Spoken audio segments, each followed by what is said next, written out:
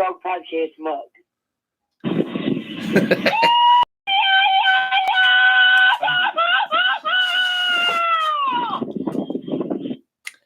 Que pasa, que pasa, que pasa, loyal members of the Wrestle Talk family. It is your boy, the Night Owl, checking in from the heartland of the good old USA of A, Kansas City.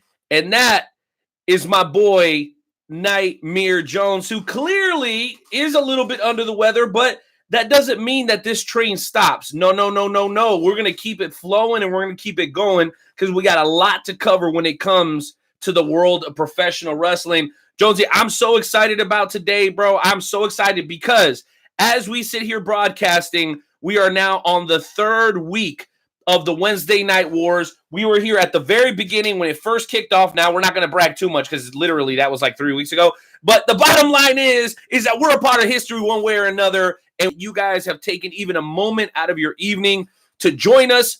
More than welcome to live react to what you're watching on TV. If you want to talk about something that you've seen over the last couple of days, you're more than welcome to do that throughout the duration of the show. But man, you know what, dude? I got to say, Jonesy, our guest lineup tonight is dope and it's diverse because we have Sophia Lopez, the #1 attorney, the greatest attorney in the world, hailing from the great country of Mexico, representing some of the most dastardly and underhanded people and doing a damn good job doing it over there on Access TV, man. That's Wow Women of Wrestling, #Wow Heroes. And then in the second hour, bro, we're going to switch it up completely, baby. We're going to take it to the South. That's right. The son of the South, Frankie D, is going to come in and represent Southern style, dude. The diversity that we bring to you guys on this show on the Wrestle Talk podcast is second to none. We're not just bringing you guys that do one thing or another thing or girls that just do one thing or another thing, Jonesy. No, we're keeping it diversified because I heard a long time the Wu-Tang Clan told me, Jonesy, you got to diversify your funds, nigga. So that's exactly what we're trying to do up here, baby. Wrestle Talk podcast all day, man. Now, wait a minute. What? I thought that the Wu-Tang Clan told you that the Wu-Tang Clan ain't nothing to fuck with. Well, they told me that too. There's a lot of things I learned from the Wu-Tang Clan, bro. And I'll tell you what, Jonesy, I'm excited for today for a couple of different reasons, man. We have a tremendous amount of support throughout the pro wrestling community, really all around the world, man. But we recently got an email from a correspondent in India who wants to join the Wrestle Talk podcast family and be an on-site correspondent directly from us to India. So a whole nother world is opening up to us, man. I'm excited. This is something that, you know, is still being rolled out, but the fact that we're going international so early on in our career is huge, bro. Is absolutely huge. Not only do we bring you guests from Australia and Britain and some of the other places that you guys have heard people, but we're actually going to have a direct line of contact to some of these fan bases across the world, man. So that makes me particularly excited. And for that reason, Jonesy, I think I'm going to crack open a beer, man. So why don't you go ahead and get us into Carl Lewis, man, so I can get me some suds a-bubbling. You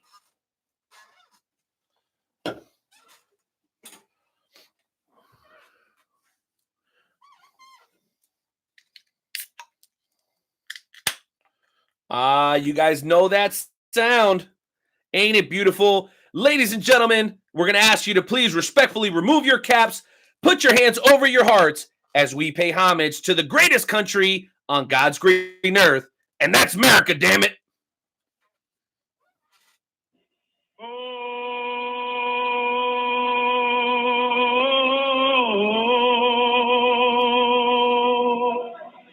Oh, say, can you see?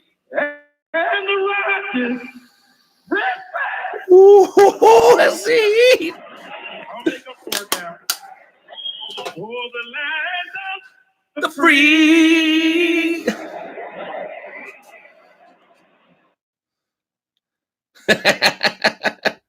are tears in my eyes every single time, and I'm sorry that I'm laughing. I'm just seeing Tommaso Ciampa on NXT, and he's disrespecting the Mexican flag just a little bit, Renee, just a little bit. Whoa! Why is he what is he disrespecting the Mexican? Hey, I'm gonna tell you something, bro. He's lucky that he's doing it, and Sophia Lopez isn't in the building because his ass would get hit with a lawsuit and probably slapped across the face all at the same time.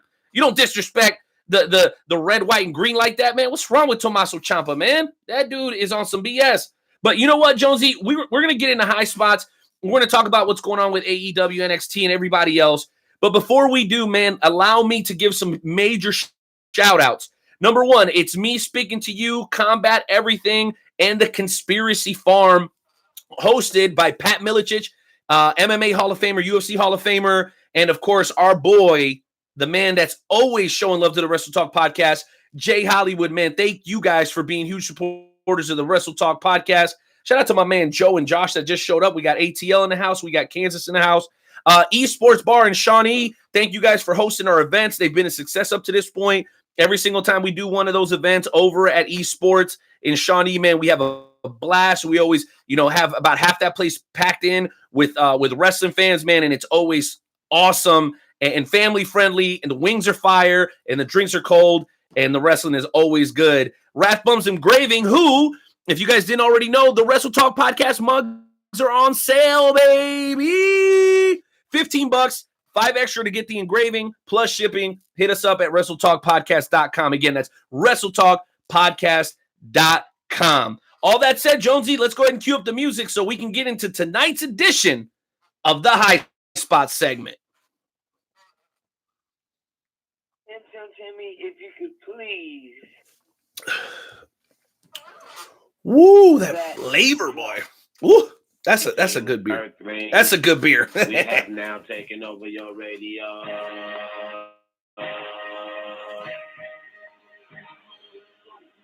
Hit 'em high, hit 'em high, hit 'em high. If you hit 'em low, hit 'em low, hit 'em low. Just the hole, you ain't got no game. I'm breaking it out the frame, coming through like a train. Something that takes over the whole world is my goal. With my unstoppable speed, taking over control. You can't get none of this. We're running this. Well, take up, first shake a 3-point gun in this. Get off the lane. All right, ladies and gentlemen, it is now time for the High Spot segment. This is your opportunity to talk about anything professional wrestling that you want to talk about, whether it is AEW or WWE or TNA or Impact Wrestling or women of wrestling, or you can talk about how the Night Owl doesn't brush his teeth, or anything that you wanted to talk about, you definitely can. All you got to do is call in 657-383-1521. That is 657-383-1521. And I wanted to start off talking about the whole, Wednesday Night Wars thing. And, it kind of bothers me because, see, I'm a wrestling fan. So I'm not picking sides. I like AEW, but I like NXT as well. And it seems like, you get so many people that are AEW this, AEW that, AEW this, AEW that. And some people are like NXT this, NXT that. And it's like, you're not allowed to like both of them. And I just wanted to know what your thoughts about this whole Wednesday Night War thing, Renee. Well, let me keep it pretty brief because I think a lot of people can guesstimate to where I sit on this because it speaks to the whole theme of the Wrestle Talk podcast, Jonesy. And I'm uber critical of guys, of certain talent out there, but it's all in fun, and I will always defer to, hey, I've never actually done it myself. I don't proclaim to be able to do half the things that the talent in the ring do. So I'm out here strictly from a commentation or a commentator standpoint, and never would I discredit someone completely because, again, they're doing something that I can't do. Now, with that said, we can all have a strong opinion without being a hater. For example, Nightmare Jones and I have an ongoing debate about Joey Janela and whether or not he's a great wrestler or not. I have a tremendous amount of respect for him and his ability in what he specializes in, but Jonesy will never convince me that Joey Janela is a good wrestler. And if you believe he is, just go back and watch AEW Dark from last night where you almost killed Kenny Omega 3 times, okay? But that doesn't mean that I don't respect him and I don't appreciate Joey Janela for what he is. You get me? So if people took that stance and were able to say, I don't like that about a particular product, I can respect it, because you got people who are like WWE haters, right? They loved War Machine, but now that they changed their name a little bit, they're making more money and getting more opportunity. Now they think those guys are trash. I mean, some people have a bias both in a positive fashion and in a negative fashion. There's people that go, oh, man, I see. I'll give you an example, Jonesy. I'll give you an example. Again, guys, that number is 657-383-1521. Dial in, and if you're listening to the replay, we love you just the same. But I think what I was getting at, bro, was NWA. That was on every Tuesday at 6:05 on YouTube and Facebook. Okay? I love what Power is doing. NWA Power is great.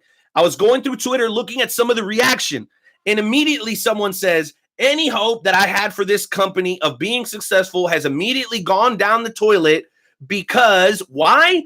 Because Colt Cabana showed up. I guess this guy hates Colt Cabana. So because Colt Cabana showed up, he's basically taking NWA and wadding it up like a piece of paper and throwing it over his shoulder and not caring whether he makes it inside the trash can or not. So that's the kind of attitude that frustrates me, because how can you hate on something that you've never had the opportunity to fully experience, not giving it a chance? There's a lot of that, bias, Jonesy, and I think there's more than enough room to like more than one wrestling promotion. Hey, I know guys who don't even really like what's on TV. There's guys on the stream right now, like my buddy Joe, who prefers indie wrestling 9 out of 10 times. 9 out of 10 times, if he can choose between going to SmackDown, which is going to be here on Friday in Kansas City, or a Journey Pro show, say they happen to be on a Friday, I guarantee you he would go to the Journey Pro show. I guarantee it. So why not just say, hey, I'm not knowledgeable about that promotion. I like this promotion. You don't have to take the additional step and hate on the other promotion because you haven't given it a chance, or because you're just a flat out hater. Because there's people out there, bro, that just like to hate. And it is what it is. You call them trolls, you call them what you want. But those people exist, bro. And it's not frustrating to me, but it can be annoying. It can definitely be annoying. Those are my thoughts, Jonesy. Absolutely. I could not agree 100%. And, like you said, there's haters everywhere. There are people that no matter what the WWE does, they're going to hate on them. No matter what the WWE does, they are going to hate on them. The WWE, they do this whole draft on Friday and Monday. Right. And also on the social media was people hating on it. Oh, it was terrible. It was awful. Right? How come they kept most of the same people on the same brands? And I'm like, what are you talking about? Monday Night Raw got the Kabuki Warriors. Monday Night Raw got Tozawa. They got Shelton Benjamin. I mean, there's all kinds of new wrestlers on Monday Night Raw you're going to be watching. All kinds of wrestlers on SmackDown you're going to be watching. And there's people that literally hate on WWE for everything that they do. And they want the WWE to fail more than anything. And it's like, why do you want a wrestling company to fail? Like, doesn't make sense to me. Professional wrestling fan. Why would you want a wrestling company to fail? Well, That's that's what I don't understand. No, you know what it is, Jonesy? It's because those people want to be right. That's what it is, dude. They want to be right. Instead of taking the time to figure out what's really good and what's really not good, they just want to sound like they know more than everybody else. Let's just be honest, because there's people out there like that. Here's the other thing that I want to throw in. And again, guys, go ahead and dial that number. Do not be shy. We're going to try to get some callers on today. Let's talk wrestling. Let's talk about any shows that you've maybe have been to recently, or any matches or shows that you've enjoyed particularly, whether in person or on TV. Let's discuss it. And if you have a difference of opinion of either of us, go ahead and dial that number one more time. It's 657-383-1521. The other thing that I find fascinating, Jonesy, is that, and I kind of get in my own head a little bit sometimes about the content that we distribute here on the Wrestle Talk podcast. I'm always like, hey, how much original content do we need to make sure that we, include versus content that we're maybe borrowing from another promotion, right? Like WWE or NXT or whatever it may be. And I always try to find a balance between the content that we put out to our followers that's homegrown and stuff that, again, that we're using from somewhere else. But you'll notice that when we do bring stuff from another company, stuff that isn't FWWC related or Wrestle Talk Podcast related, we always try to put a positive spin on it. We always try to highlight something good that happened, because you know what? There's 1,000 other shows just like this that could go for hours railing on how bad any particular thing is. But you know what? People didn't love the draft. You know what I loved? I loved watching the Viking Raiders win the Raw Tag Team Championships. That was very exciting to me. And so I may have had a negative opinion about 80% of the show, but I found the 20% that I thought was good. I bit down on that, and then I shared it with some of the followers of the Wrestle Talk podcast. So that's what I'm saying. That's the kind of perspective that I think we should all have, okay? Because you don't have to watch the full 3 hours. If there's stuff you don't like, skip it. But don't just say the whole thing is trash, because that's just you having a negative attitude, and you're really not adding anything to it. And if you're just jumping on the AEW bandwagon, then as far as I'm concerned, you're not a real fan. Because where were you before AEW? Don't tell me you weren't watching WWE, because you're a damn liar. You were watching it, okay? So if people could just, step outside themselves a little bit and just be a little bit more open and receptive and not so negative, I don't think we would have that problem at all, Joe, at all. Absolutely. And you know what?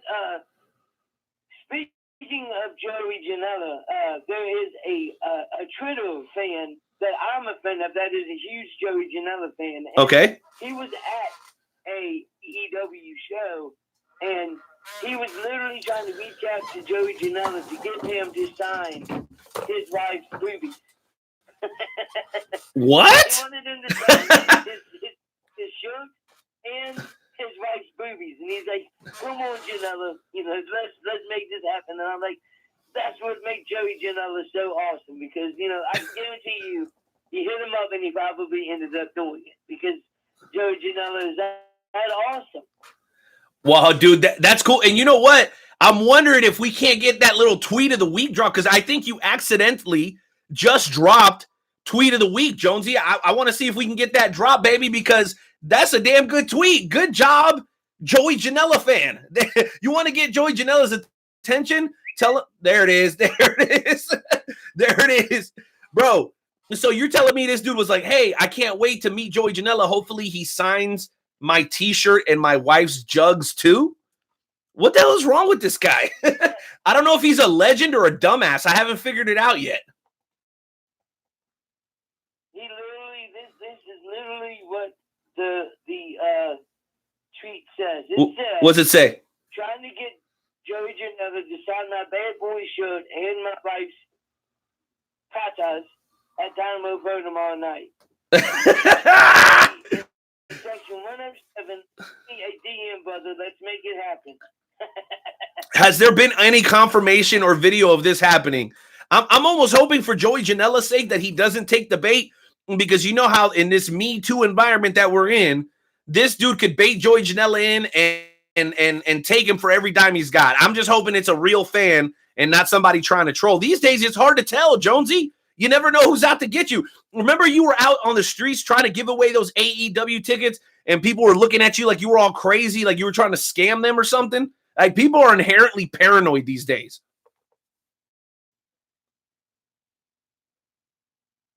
Absolutely. I definitely agree. You definitely have to be kind of careful when you're doing that kind of stuff. So, what did you think about the whole WWE draft?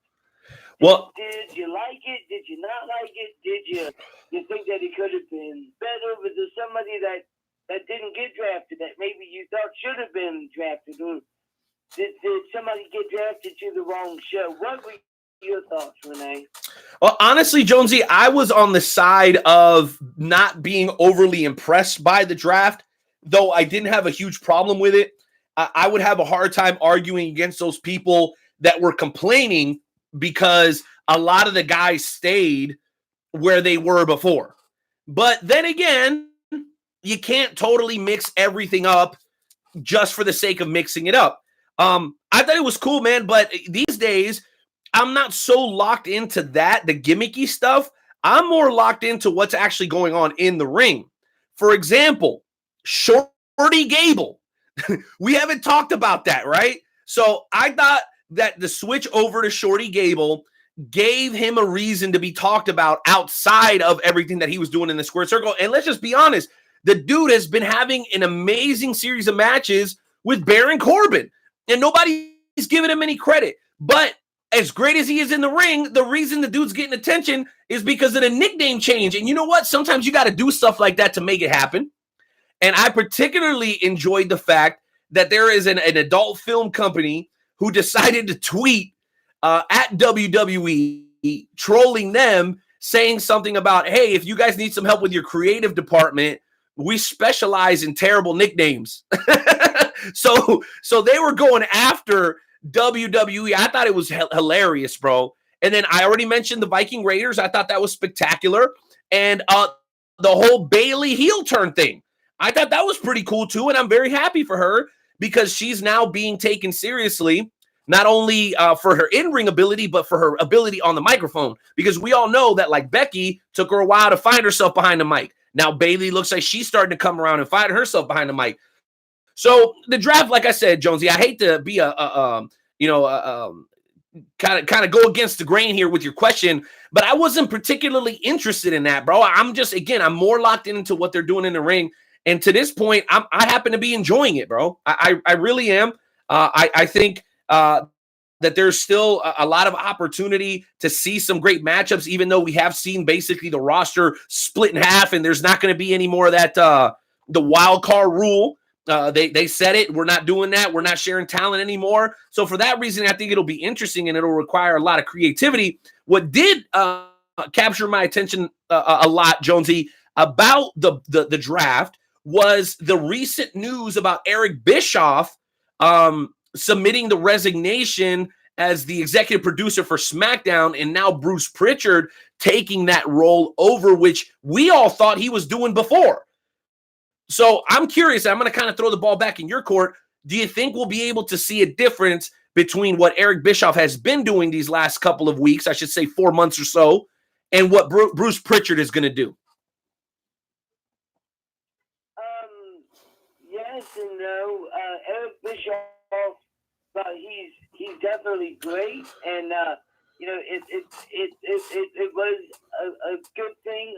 Apparently, from what I heard, it really wasn't working out, and maybe he butted heads with Vince a couple times because Bruce Pritchard, on the other hand, is a guy that's going to do whatever Vince McMahon tells him to do without any type of backlash or anything. He's just going to say absolutely. So it's kind of hard.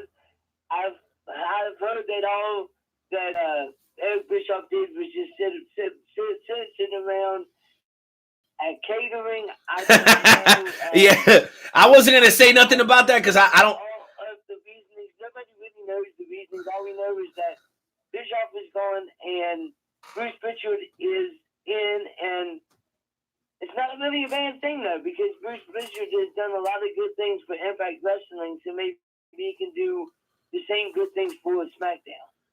All right. Well, you know what? I absolutely believe that he can.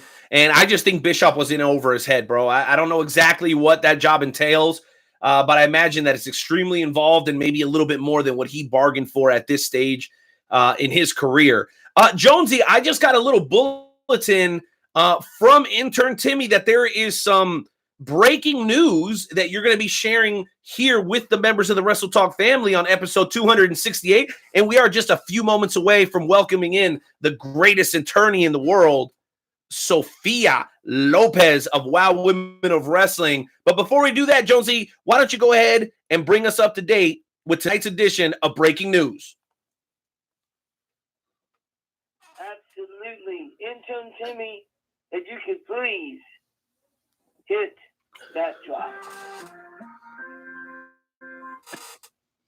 All right, ladies and gentlemen, the WWE has debuted a new type of match at a live event. This match was called a first man standing. Fans were displeased by the duration of the match, which was 1.8 seconds, which is how long it took Seth Rollins to leap from a seated position to his feet, thus defeating the slower-moving Braun Strowman. That's right. Seth Rollins defeated Braun Strowman in the first man standing. You've heard of the last man standing, but this is the first man standing.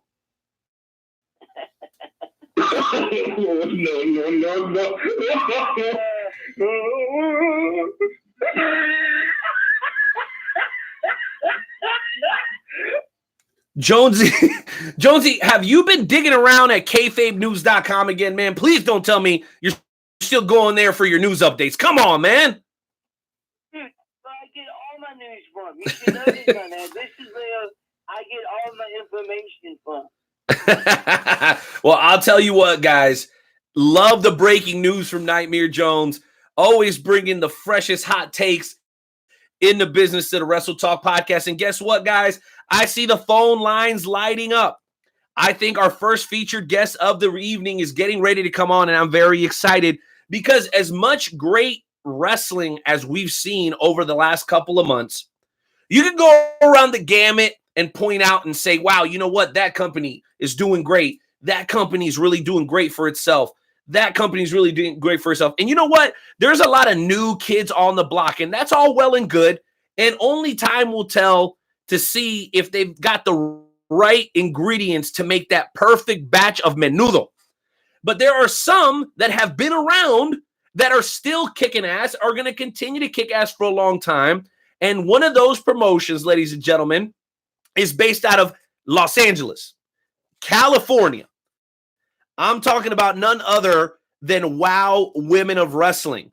The owner, in case you guys didn't know, happens to be a lovely lady as well, very well respected in the business world and in the sports world. She is the owner of the Los Angeles Lakers. Yes, that's right. I'm talking about Jeannie Buss, is also the owner of Wow Women of Wrestling. And thanks to guys like David McClain, Stephen Dickey, and all the wonderful people over there at Access TV, Wow Women of Wrestling is kicking ass, bro. They're on season 2, and they are doing big things. And we're developing a great relationship with them. That is why we were lucky enough to secure an interview with the greatest attorney in the world. Ladies and gentlemen, make some noise as we play a little music and welcome in for the very first time ever to the Wrestle Talk podcast, Sophia Lopez, Esquire.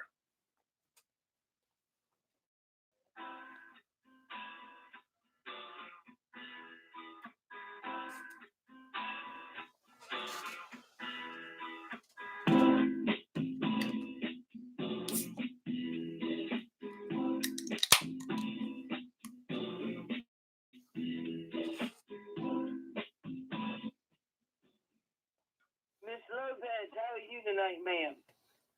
Hi guys, I'm doing wonderful and I am so grateful of being in this podcast. I was so excited and thank you very much for having me.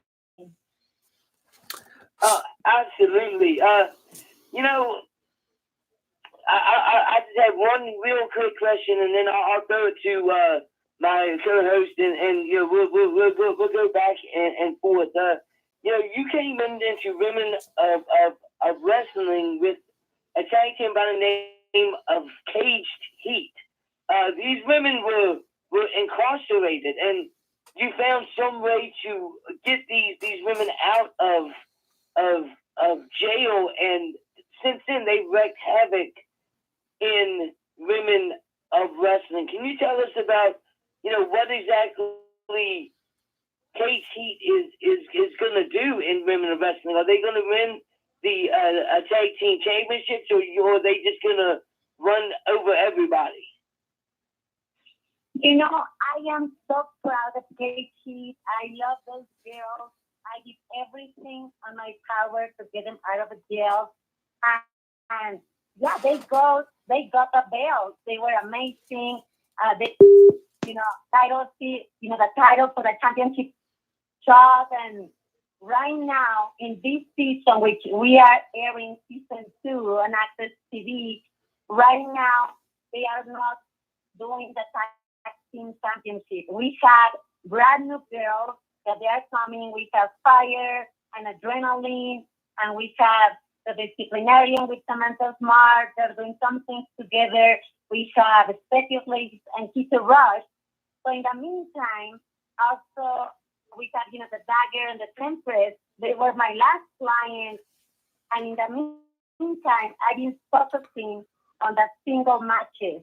So I have 2 new clients that I want to take advantage and introduce you because I want all the world to get to know them. And I have a Serpentine, which is from Mexico.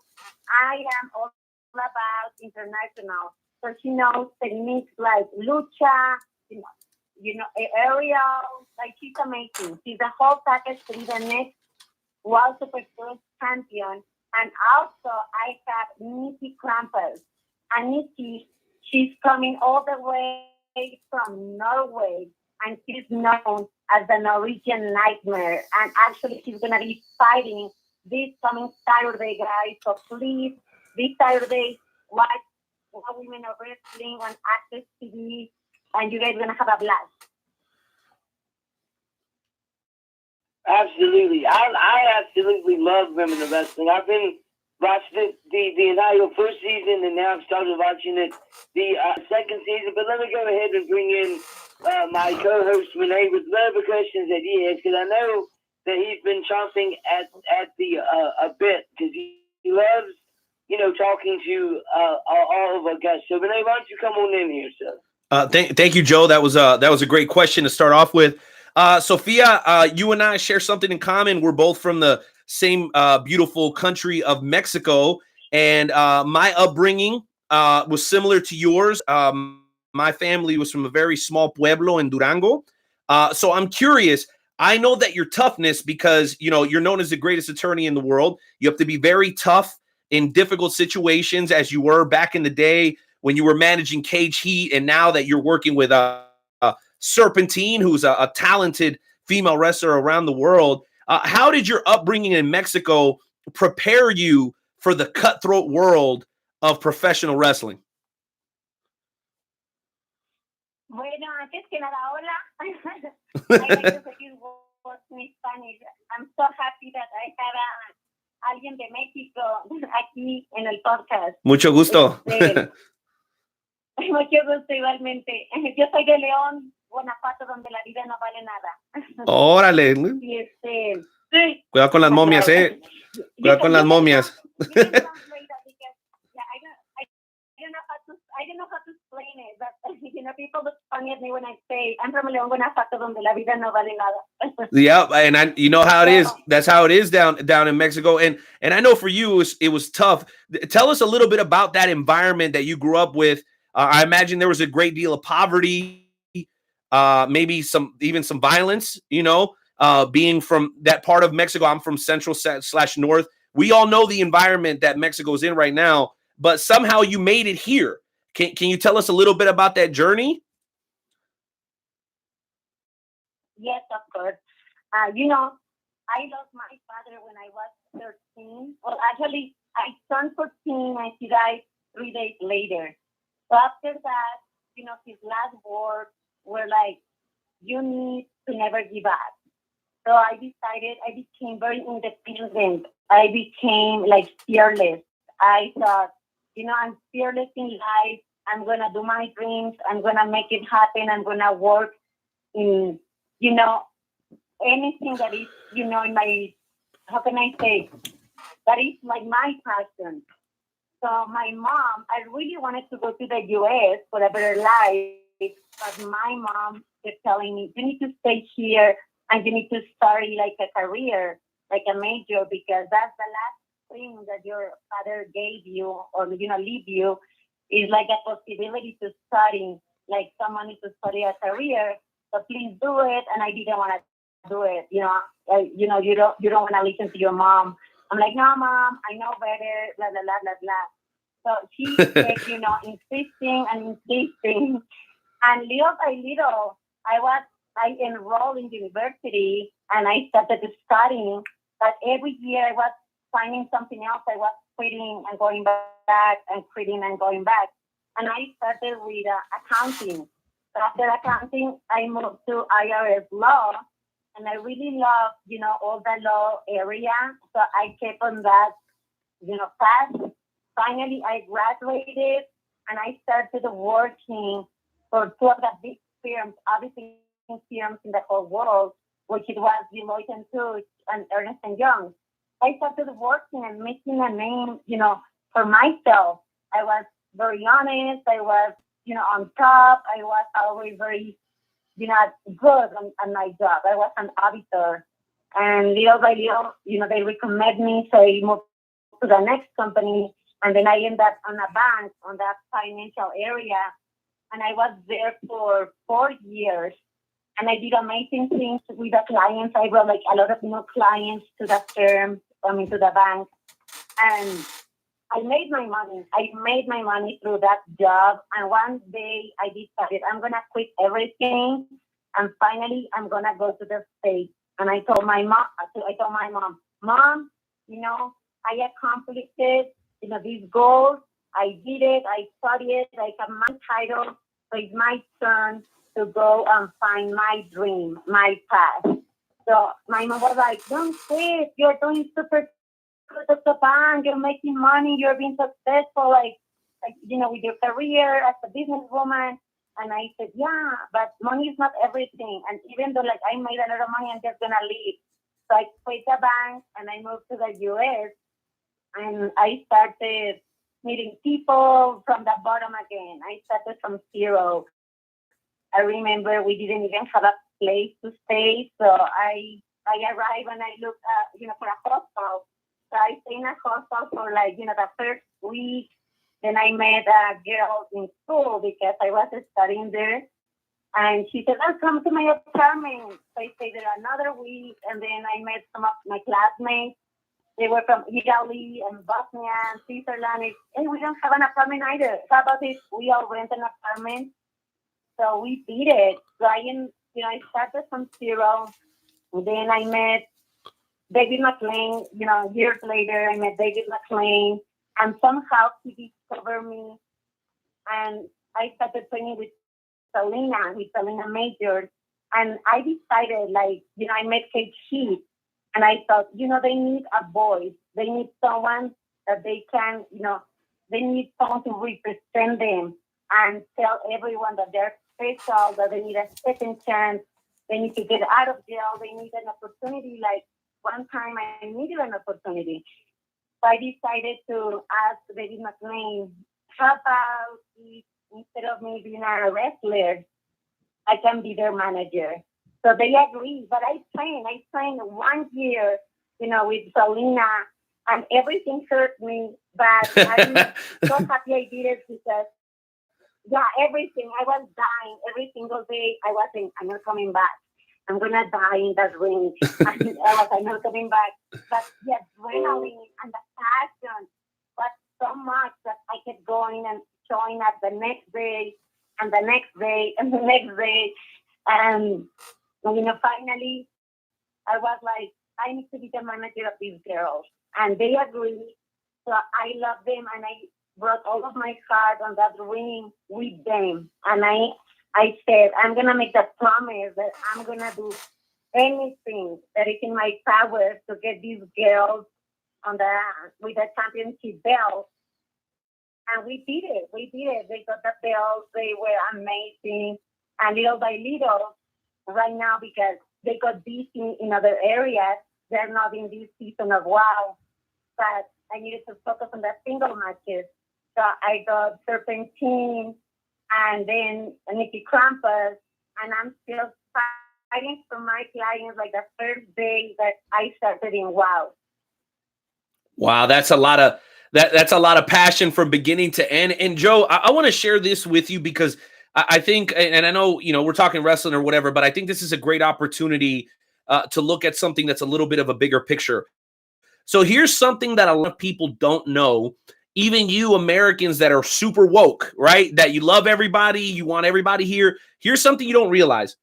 Not everybody that comes, and I'm only going to speak about Mexico because that's what I know.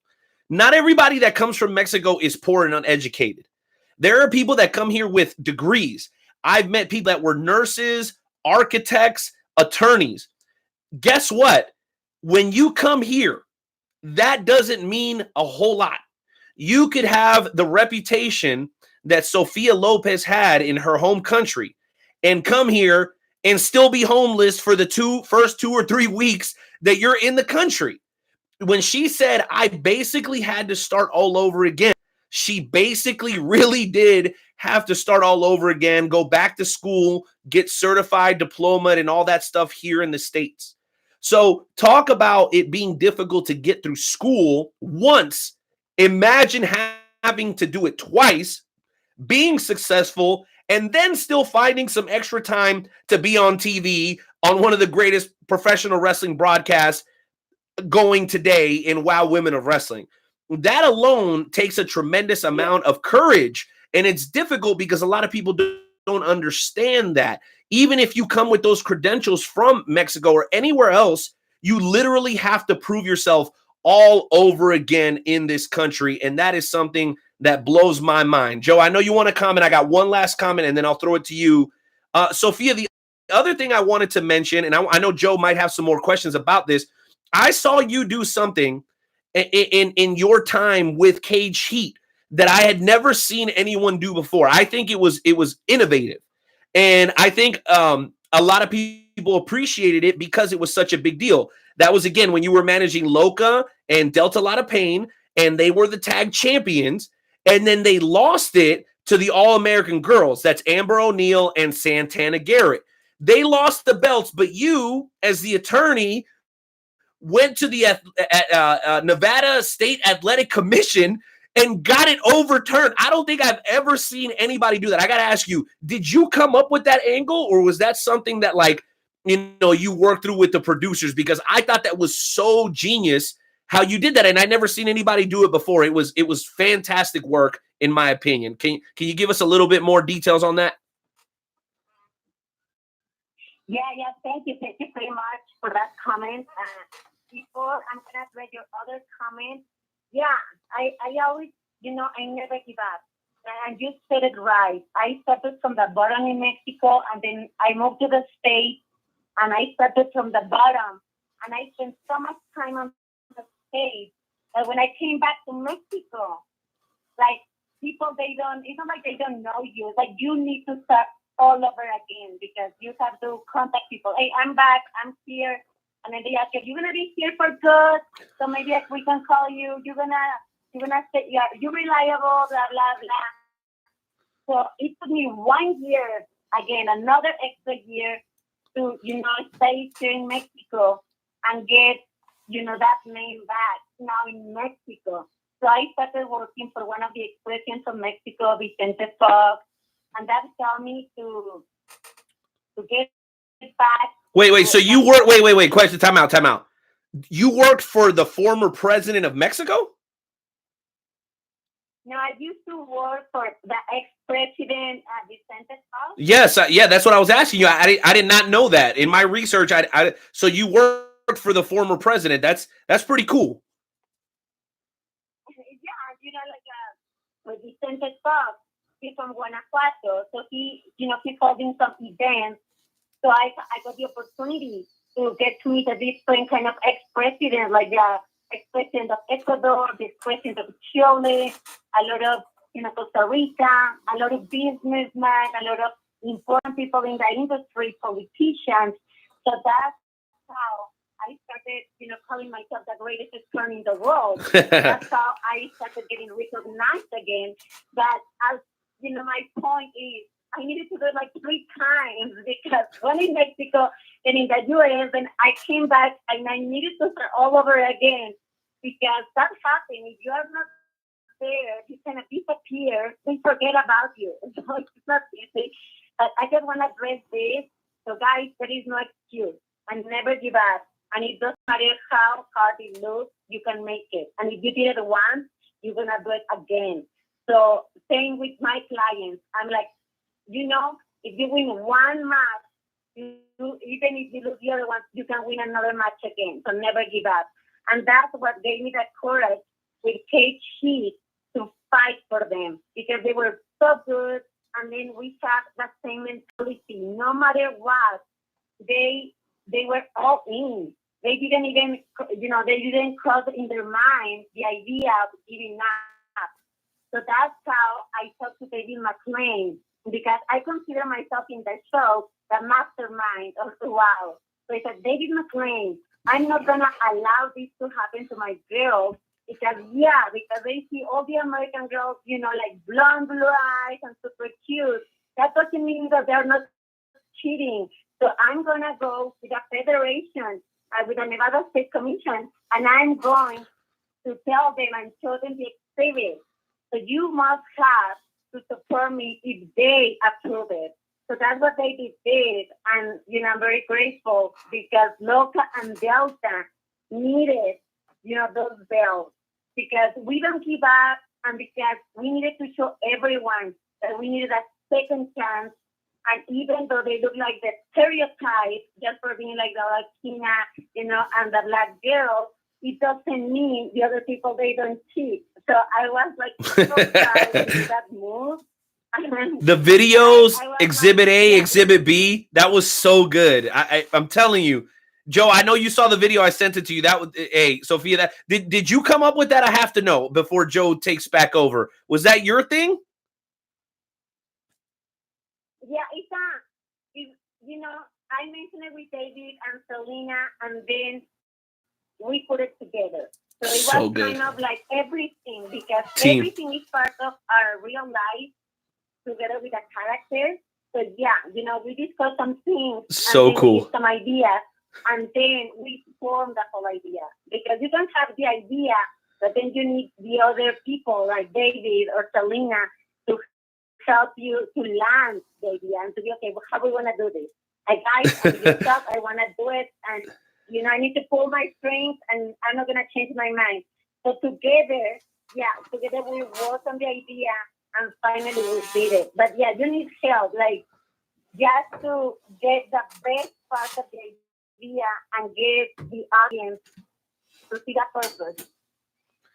Well, you know what, Joe? I know you want to jump back in here. The craziest thing for me is that, like, last week I was listening to some Jim Cornette stuff, and I never knew that back in the day, the only way to tag was to do hand to hand, right? And I remember him saying that, and it stuck with me. I said, wow. And I started to notice that. I was like, man, nobody does that. People tag on the shoulder, they tag on the hip, they tag on the back. And that's something that most promotions don't honor anymore, the one hand to hand tag. And then when Sophia brought it up in the video with the exhibit, I lost my mind. I was like, this woman knows her wrestling, and she's a great attorney, and it was a fantastic defense. You guys will have to look that up. Again, that's Wow Women of Wrestling, # Wow Superheroes, every Saturday night on Access TV right in the middle of season 2. Joe, why don't you jump back in here, bro? Because I know you're pretty excited to ask a couple more questions yourself. Okay, so let me just tell you something, because you were talking about like the old school, and definitely nowadays nobody, even like Jesse Jones is talking about like there is no more respect on the ring, and he's gonna make wrestling great again. It's true. Like even like those facts, they were old school. And before I came with David McLean and Selena, I picked Stephen Dickey's brain. Now I remember, like, I went and I talked to Stephen Dickey, because I said, hey, you're a very wrestling fan since you were a little boy. So you need to help me. I'm going to get this idea to David of, like just killing and everything. And he was the one. And sometimes I go back to him and I say, Stephen Dickey, I need to pick your brain. And he's the one that is just helping me. That's so good. We got to get Stephen Dickey on the show. We'll reach out to our friends over at Access and see if we can't make that happen. Joe, your turn, bro. What do you got? Oh my goodness! All right, so you mentioned that you now represent the Norwegian Nightmare, Krampus. So, what exactly? How did you get the Norwegian Nightmare to agree to let you represent her? Okay, the Norwegian Nightmare, Nikki Krampus, is a story. It's a story in Norway. And I've been in Norway myself like 3 times. Like I've been traveling around, the world a little bit, and I've been in Norway. I have some friends. So my heart is in Norway. So when I knew she wanted to be in World Superheroes, I thought I need to get this girl because, you know, she needs to show who Nikki Krampus is and the Norwegian Nightmare, because it's a story about, you know, with a kid. They tell this story about the kid, that this monster is in your dreams, and all of a sudden it becomes your nightmare. So it's a tradition in Norway. And she was having trouble with her pizza. And since I am the greatest turn in the world, it's like, wait a minute, I'm going to be able to bring her, because I'm going to pull some strings and I'm going to get a permit for her to come and do wow. And that's what I did for this season. She already fought like a Princess Aussie, and we won. And now she's going to be fighting the beast. So please don't miss it. It's going to be an amazing match for, you know, that championship belt. And you know, I just needed to pull some strings. I was the only one that I was able to get that permit. And that's the reason she's here. She might not be in season 3, but right now she's in season 2 with us. It's fantastic. Absolutely. So cool. I happen to love the Norwegian Nightmare because that's what she is. She is a nightmare, and she can literally run through anybody in women of wrestling. When you know who the Norwegian Nightmare is. Well, and listen, and I listen, I love Sophia and I love the Norwegian Nightmare, but listen, I remember a while back, Sophia, you know, being asked, hey, if there was anybody else out there that you might want to manage, who would it be? And she said she would love to manage the Beast. And there's a reason for that, because if you guys know who the Beast is, listen, you don't just give yourself the nickname the Beast just because. You have to be. So if you've ever seen this talent named the Beast, you might be a little bit concerned as well. So yes, I know who the Norwegian Nightmare is, but I also know who the Beast is. If you guys don't have Access TV, you need to call your cable provider and start complaining, because I'm telling you guys, Saturday night is not the day off of wrestling, right? Because there's so much wrestling. Wednesdays, you know, we got all this other stuff going on. Saturday night is not the day you get to take a break. You need to tune in to WOW, because when these two women collide with the greatest attorney in the world at ringside, I'm telling you, there's going to be some serious fireworks. Like September 16th in Mexico, it's going to be some serious fireworks on Access TV, Jonesy, for real. Indeed, guys, please, like, I have so many surprises, so many allies, and the best part is I never give up, and I'm going to do anything that is in my power. Like last week, I got, you know, by coincidence or by lucky, you know, I got also to Reina Reyes with Tessa Blanchard, and that was a great match. And see, like, I'm playing my game. I like chess, and everything for me is like moving the pieces to the right spot. So yeah, don't miss it. And if you guys don't have access to it, do the free trial on the Sling or Pillow or other, like, you know, that they give you 7 days free trial and watch us this Saturday. Yeah, that's a great idea. Now you're talking my language. Do the 7-day free trial just to watch WOW on Saturday. That is genius. Joe, you hearing that? That is a great idea. Yeah, because I know they're going to fall in love. And after they're going to fall in love, either they're going to subscribe or they're going to go to a friend's house to watch it. Okay. That's perfect. Well, Joe, I know we have to get into the shoot and shout segment, but there's one last thing I wanted to say, and then I'll let you jump back in. I'm personally offended by this, and Sophia, if you don't even want to comment, I respect that because you're a professional. But you know what always makes me upset? When I see, you know what? I'm going to save it. I'm going to save it because I'm going to let you have your last question, because that's actually going to be my thoughts on the high spot segment. You guys are going to want to hear this in a matter of moments. We're going to do the high spot segment with the greatest attorney in the world, Sophia Lopez. Just hang tight because I got some fire for you guys. But Jonesy, did you have any final questions for Sophia before we move on to the final phase of this interview? I do.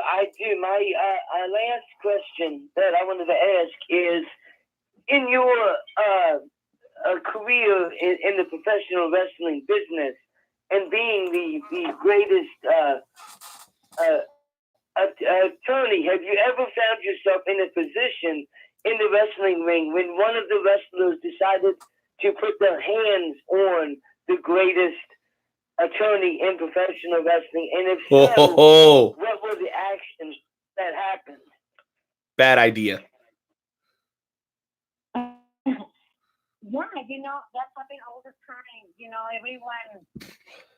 I cannot say much because I don't want to spill the beans, but there is something that they're gonna happen further in the show that you're gonna be able to see how either some other people or wrestlers they're trying even to put their, they're trying to bury me, but I won't let them. I won't let that happen because as I said, I'm the mastermind, so I know the intentions and I see and I move before they make their move. As I said, I do it like a chase game. So yeah, sometimes you have people in the industry that they don't want you to succeed, or they want their clients, or they just want the wrestlers, to get those egos out there. But sometimes I see more like the wow superheroes, more as a great example for the people out there, for the fans. We try to have everyone from different backgrounds to portray and have the fans to feel close and to start having a hero to fight their fight for them.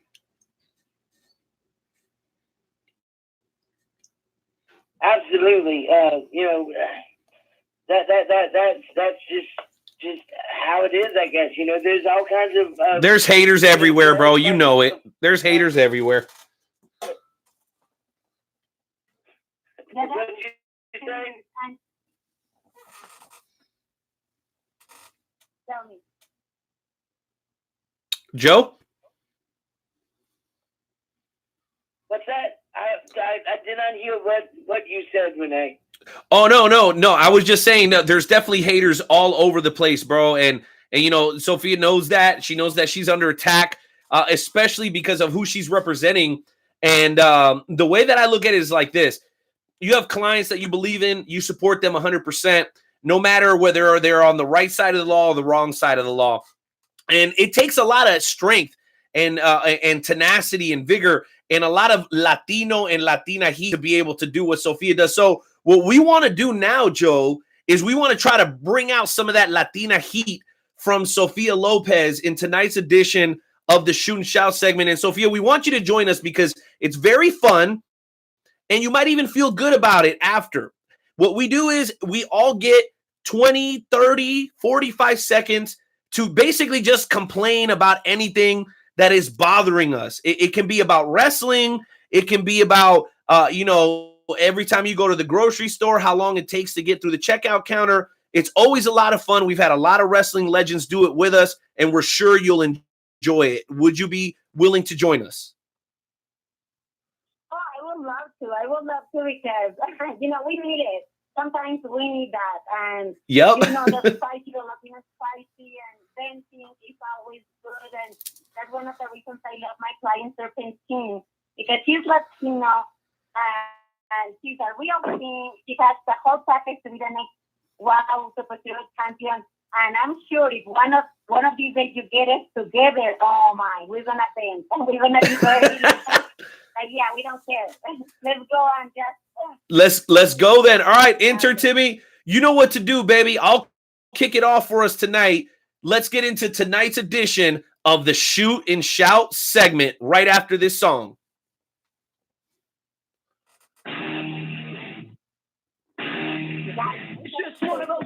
We don't want to wake up. There we go. All right. I'm going first. All right. Sorry if that music cut anybody off. But here we go. I'm going to go first. Okay? And the only reason, and usually it's ladies first, but I want Sophia to understand completely what we're doing here so that she can come in and close us out in the 9th inning to make sure that we win the game. So I'll start off. Here's the thing that I was going to say before I made you guys wait for it, okay? It bothers me, and this goes back to being a little kid. And look, you guys are going to look at me like, come on, Renee, you're being so petty. Renee, you're being so petty. Yes, I am petty. Because you know, when I was a kid, one of my favorite movies growing up was the movie of Selena. You guys remember Selena? Salinas, anything for you guys remember that, right? I love the movie. But you know what bothered me? That it was a Puerto Rican girl that played Selena. I was like, there's a million great actresses from Mexico that could do this role. Why not let one of these women play that role? And I love J-Lo, no disrespect. But now, when I watch television and I'm watching Monday nights or Friday nights, there's another great wrestler, and he happens to be from my home state. He's from Durango, Mexico. His name is Andrade Cien Almas.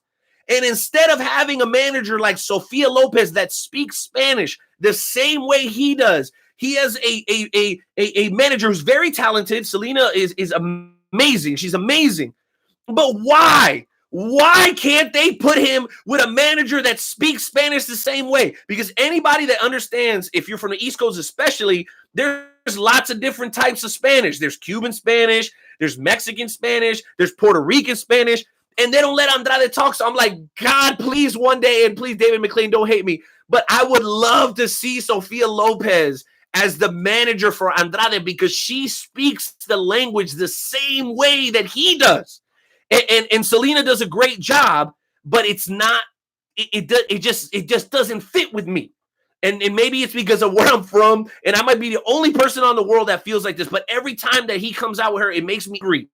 I'm like, Sophia Lopez should be Andrade's manager because she would really be able to truly represent him the right way. It drives me nuts, and she's fantastic. He's fantastic. Everybody's fantastic. But that's just me being a bitter old man. I'm sorry, y'all. That's my shooting shout. Joe, go ahead, bro. That's it. I'm tired over here. I need a sip of beer or something. All right.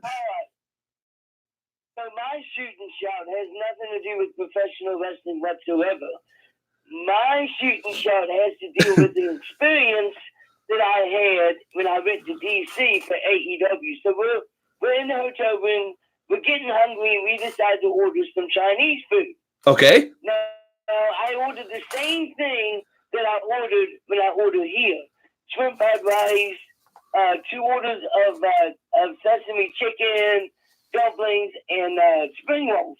Usually it's like $40. Why was it $90? $90. I took one bite of it and it went directly into the trash because it was absolute garbage. I spent $90 for garbage. It's awful. Oh my gosh. Well, Sophia, you see, we're angry tonight. It's therapy for Renee and Joe for very different reasons. Now it's your turn. Can you tell us why you're upset tonight during the shoot and shout segment?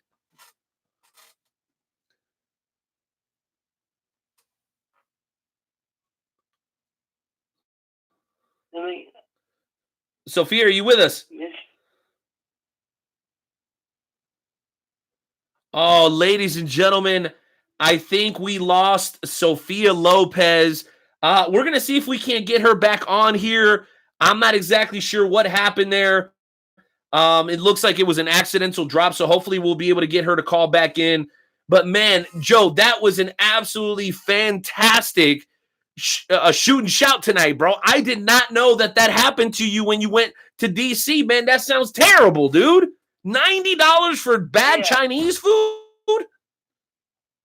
Yeah. It's like going to a Mexican restaurant in D.C. and getting Taco Bell. Man, that is awful. That is absolutely awful. Well, guess what, ladies and gentlemen? We have reached the first hour of the end of the first hour of the Wrestle Talk podcast, episode 268, with Joe and Renee featuring Sophia Lopez of Wow Women of Wrestling, and coming up in the second hour, Frankie D, baby, the son of the South. We're going to talk about him and his 20 plus years in the world of professional wrestling. This dude has gone up against everybody and has wrestled everywhere. But for now, we're going to go ahead and go in a break with a couple of jams, and we will be actually coming back with the FWWC segment. That's right. The world's premier fantasy wrestling promotion is going to invade the Wrestle Talk podcast And they got a lot on their minds tonight, baby, because you know what? The brand battle's nearing an end. The general manager's been on fire. We got new people on board every single day. Oh, my goodness, man. I can't wait to hear from these folks. Remember, guys, if you want to call in and talk to us tonight, that's 657-383-1521. Again, that's 657-383-1521. We'll be back with you guys in 2 minutes and 20 seconds right here at WrestleTalkPodcast.com.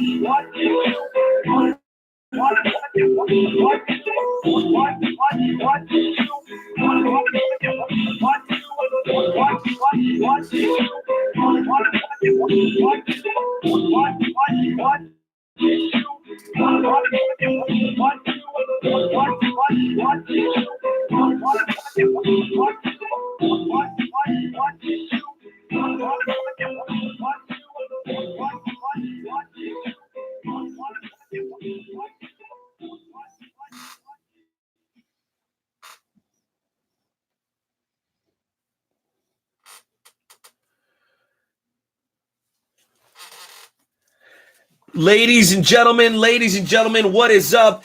It is your boy, the Night Owl, back with hour 2 of the Wrestle Talk podcast with Joe and Renee. An absolutely incredible show up to this point. And you know what, guys?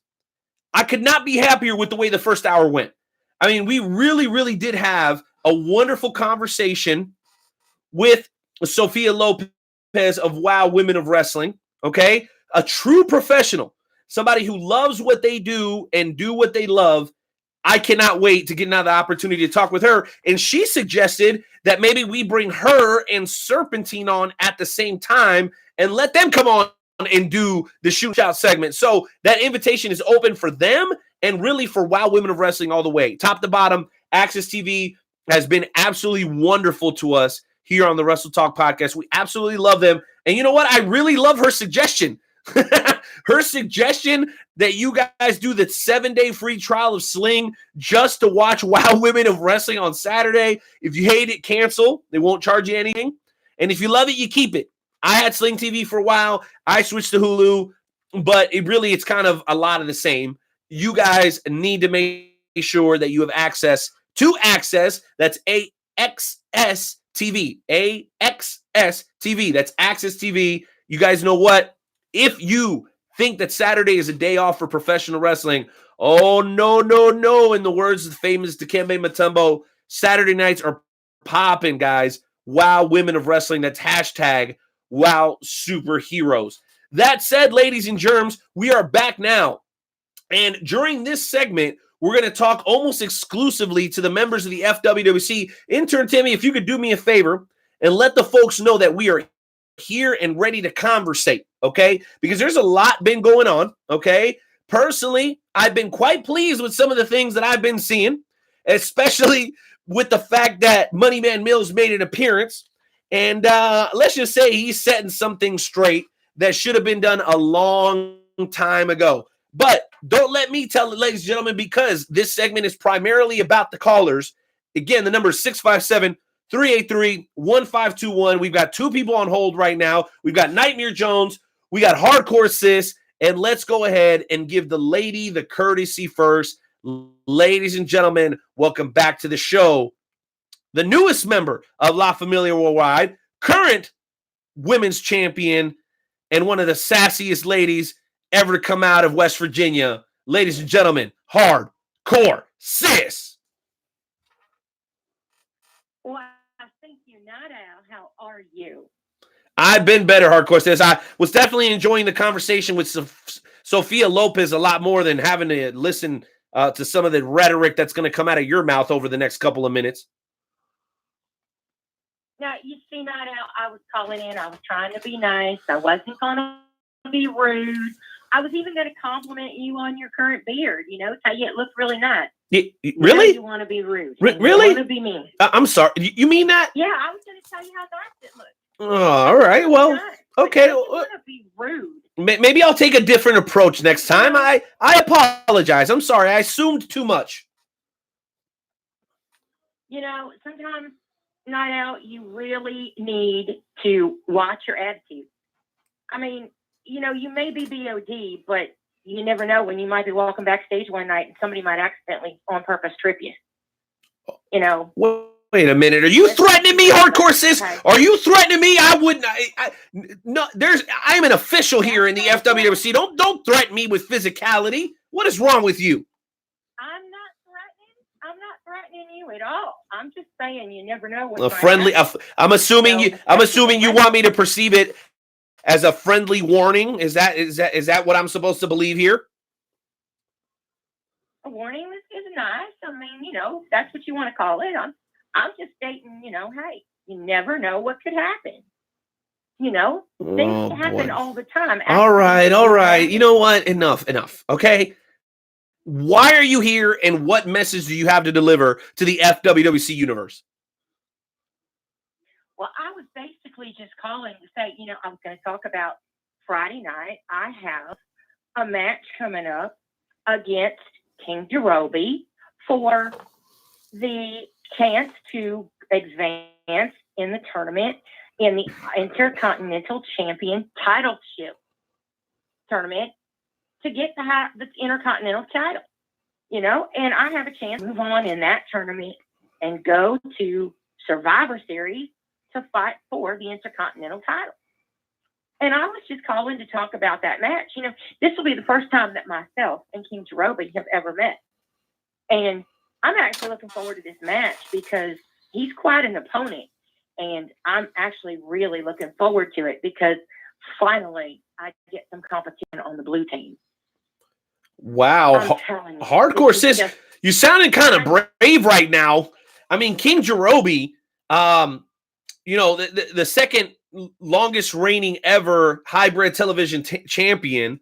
You're talking about a guy who's a former heavyweight champion and a former tag team champion.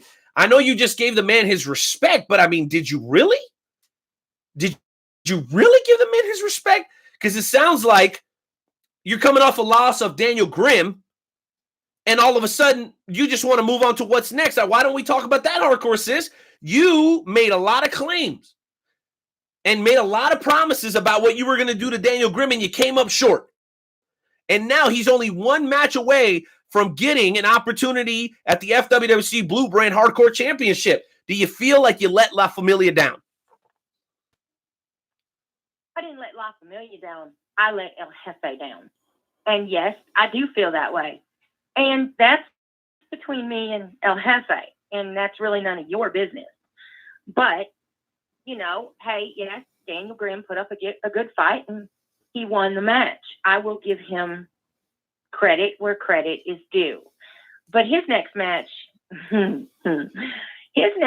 is against Hardcore Haas. And, you know, there too, anything can happen. So I just feel bad for Mr. Grimm because while he got through Nightmare Jones and he got through myself, he now has to face Hardcore Haas. That also means that further down the line, he has to face Big Papa Kirk, and he has to face the one and only Corbin Slater. So his next 3 matches are not going to be easy matches for him. And if he makes it through the gauntlet, then he has to take on El Mata. And if he gets through the gauntlet, El Mata is not going to be an easy match for him. You see, he's got it in his head that because he's the Legends champion, that makes him a legend. You know, I could be the European title holder and not be European. So it doesn't matter what. You're damn right about that. Right. So, you know, just because you hold the Legends title doesn't make you a legend. It's about your accomplishment. And if you're going to list accomplishments, well, you could start from A and go to Z with Hardcore Sis. She's already got several accomplishments under her belt. But I'm not going to waste time announcing all my accomplishments. But yes, he got through me. He managed to get one up on me and beat me. I'll give him credit. I mean, I'm not gonna say that I beat him because I didn't, and I'm not gonna take anything away from him. If you could see me now, I'm clapping my hands. Yes, Daniel Grimm won. Big deal. Well, Hardcore Sis, we appreciate those thoughts. And you know what? The humility coming from her, Nightmare Jones, is surprising. And that's scary to me. Because when you hear a woman like Hardcore Sis, no, I hear you, bro. I know where you're going with it. When you hear a woman like her with that calm of a tone, you know what that is, Jonesy? That's the calm before the storm. And I'm thinking calm before the storm. And guess what, guys? We have a very special treat. We weren't able to get her on for the Shoot and Shout segment just a couple of minutes ago, but Sophia has shown once again why she is the greatest attorney in the world. She decided to make just a few more minutes of her time to come back in the show and do her Shoot and Shout because she heard us and then she got cut off. Okay, she must be in a private jet on her way to somewhere, Las Vegas. I don't know where she's going. So we're going to have her come back on. Sophia, are you ready to do your Shoot and Shout with us before we let you go? Yeah. You know, I got disconnected. It's because I'm in Mexico, so don't worry, I'm back. That's perfect. All right, intern Timmy, I want you to hit the music again because we got to set the mood. We're going to let her finish, and then we're going to jump right back to the FWWC. So intern Timmy, cue the music for the Shoot and Shout segment, and we'll let Sophia vent and get it off her chest. Let's go.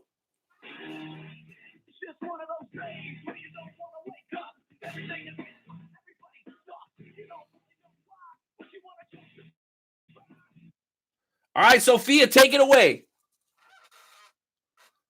Can I do this in Spanish because I feel that fire? Yes, you can mix English and Spanish. We call it Spanglish. So give us a little bit of both so everybody understands. Okay, so guys, you know that I'm the best. You guys know that I'm Sophia Lopez, the greatest attorney in the world. Así es que nada me va a detener. I won't care about anything. So if you want to be my client, si quieres ser mi cliente, yo voy a poner a todos abajo. A mí no me importa lo que digan las otras promociones. I don't care what the other promotions say, or all, the other producers or anything. I will fight for you. I love wrestling, and I really believe in wrestling. yo creo que dejar el corazón ahí. Así es que nos vamos a deshacer de todos los que son hipócritas, because there is a lot of two faces in this industry, and with those two faces, we're gonna put them down. But I need the best of the best. I can represent and I can put you there. If you hear this, just contact me or follow me on Instagram. You know, it's in WOW_Sophia Lopez, or in Twitter, WOWE_Sophia. And tell me that you want to be part of the Wow Superheroes, and we'll see what you have. Y así nos dejaremos de todos los hipócritas de la industria. Y ya no nos pondremos abajo de ninguna manera. Here it goes. Yeah, baby.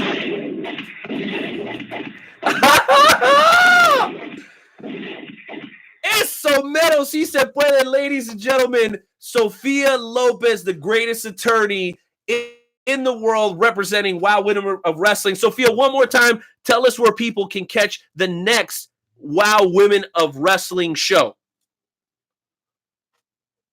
Guys, please, Access TV every Saturday, 8 Eastern Time, 8 p.m. Eastern Time, and also follow me on WOW_Sophia Lopez on Instagram, and on Twitter, WOWE_Sophia. But don't forget, every Saturday, Access TV. One more time, ladies and gentlemen, Sophia Lopez.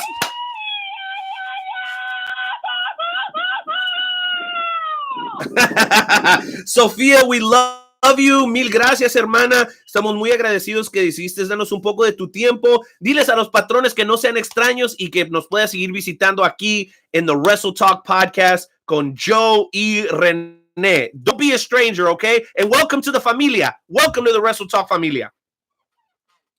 Ay, thank you very much. You know, Joe and René, gracias porque ustedes son la voz que nosotros también necesitamos.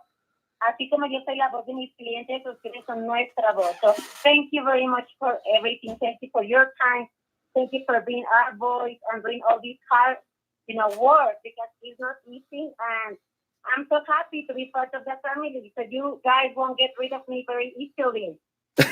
All right, that's cool. The only condition is that you have to come over and help us make los tamales. You don't get to just show up and eat them. Deal? And next time I'll bring you a bottle of tequila. Yes, please do. All right, ladies and gentlemen, one more time, the lovely, the highly educated, the greatest attorney in the world, Sophia Lopez Esquire. Bravo, bravo. Fantastic. The crowd's going wild. Guys, again, that's Access TV every Saturday night. Hashtag Wow Superheroes on all social media. Make sure you guys follow them and show them love. They're very, very consistent. And if you've ever heard of the show Glow, David McLean is the guy behind the original story of Glow, which was Wow Women of Wrestling way back in the day. So make sure you guys do your homework. We're talking to some really legitimate people right now. And again, the company's owned by Jeannie Buss, the owner of the Los Angeles Lakers. What else do you want me to say? That's why we love Wow Women of Wrestling. And the women's revolution didn't start with the WWE, ladies and gentlemen. It started way, way before that. So we're grateful to Sophia, and hopefully she'll come back and join us very, very soon. That said, I do have another caller from the FWWC that we have to get on. I believe this man is very, very busy, and he's hot, and he's bothered, ladies and gentlemen, because he hails from the deepest, darkest part of the jungle. Ladies and gentlemen, welcome back to the show in the first time in a long time, the Battle Cat. Battle Cat, welcome to the show tonight, man. What's up? I had to sit through hardcore sis talking about intercontinental titleship. Like, I mean, is there even schools open right now that can teach her how to speak proper English? Because I think she's lacking in that department. Well, she's a country girl, man. You know, country girls got a little bit of a different sound to them. That shouldn't bother you, Battle Cat. I understood most of what she said. Yeah, keyword most. You see, understood all of it, but whatever. But I've been living in. I've been, kidnapping folks behind the scene. I've been executing hits and taking over cities. If you don't ask me, ask Big T, because I took over Columbus Park now. Well, let me ask you about that. Let me ask you about that, Battle Cat, because Big T recently came over to FWWC Red, and you guys have been at each other's throats from the moment he walked in the door, man. What is the deal between you and Big T right now? It seems personal to me. Yeah, it's very personal for the Battle Cat. Let me tell you why. Let me give you a little backstory on why it got the way it is. You see, at the last pay-per-view at Hell in a Cell, I was well on my way to becoming a 5-time Universal Champion when Big T just has to show his ugly, disgusting face. And because of him, I lost out on having another championship reign. So, with that being said, until I get another shot at the title, I'm going to make his life a living hell. And so far, I've been doing just that. And it's not going to go on and keep going and keep going. Well, Battle Cat, I personally was extremely disappointed to see that you weren't able to pull off the win against El Mata. And I was quite disturbed to see that after that incredible match. In my opinion, that was the match of the night.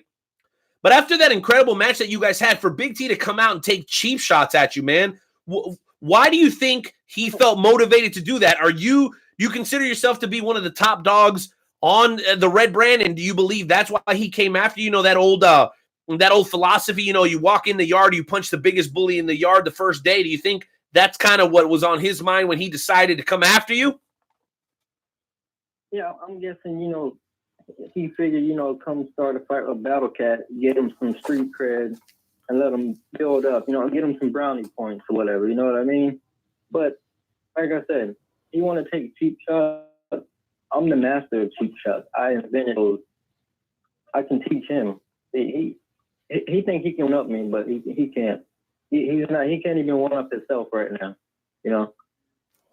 He came at the wrong person. And like I said, it ain't like that he came at, it's what he did and what he cost me, which is why I'm just going to destroy him every chance I get until I get my title, until I get another title shot. And if I win it, guess what? I'll give him a shot if he still want it. If he still want to fight, we can still fight. Right now, it's just payback till I get what I want. And I'm sorry, but no, it's going to come at his expense, because he did this to himself. Yeah. All right. Well, Battle Cat, man, I appreciate those thoughts. I knew that there was quite a bit of beef between you and Big T, the Paisan. I just did not realize that it went that deep. We actually have 2 callers left for the FWWC segment, so we're going to ask you guys to kind of to make it quick if you can. No disrespect. But we're going to close it out with the brand new hybrid television champion, who I'm personally very, very proud of. Though he's quite creepy. So first, we're going to bring on Nightmare Jones, Blue Brand representative, a man who's been up to his old tricks as of late. And I'm curious to think or to hear what he thinks about the brand battle, the fact that the Blue Brand won the 9th round, and if he thinks that they have an advantage moving forward or anything else that he might have on his mind. So, ladies and gentlemen, welcome in La Familia's very own Nightmare Jones.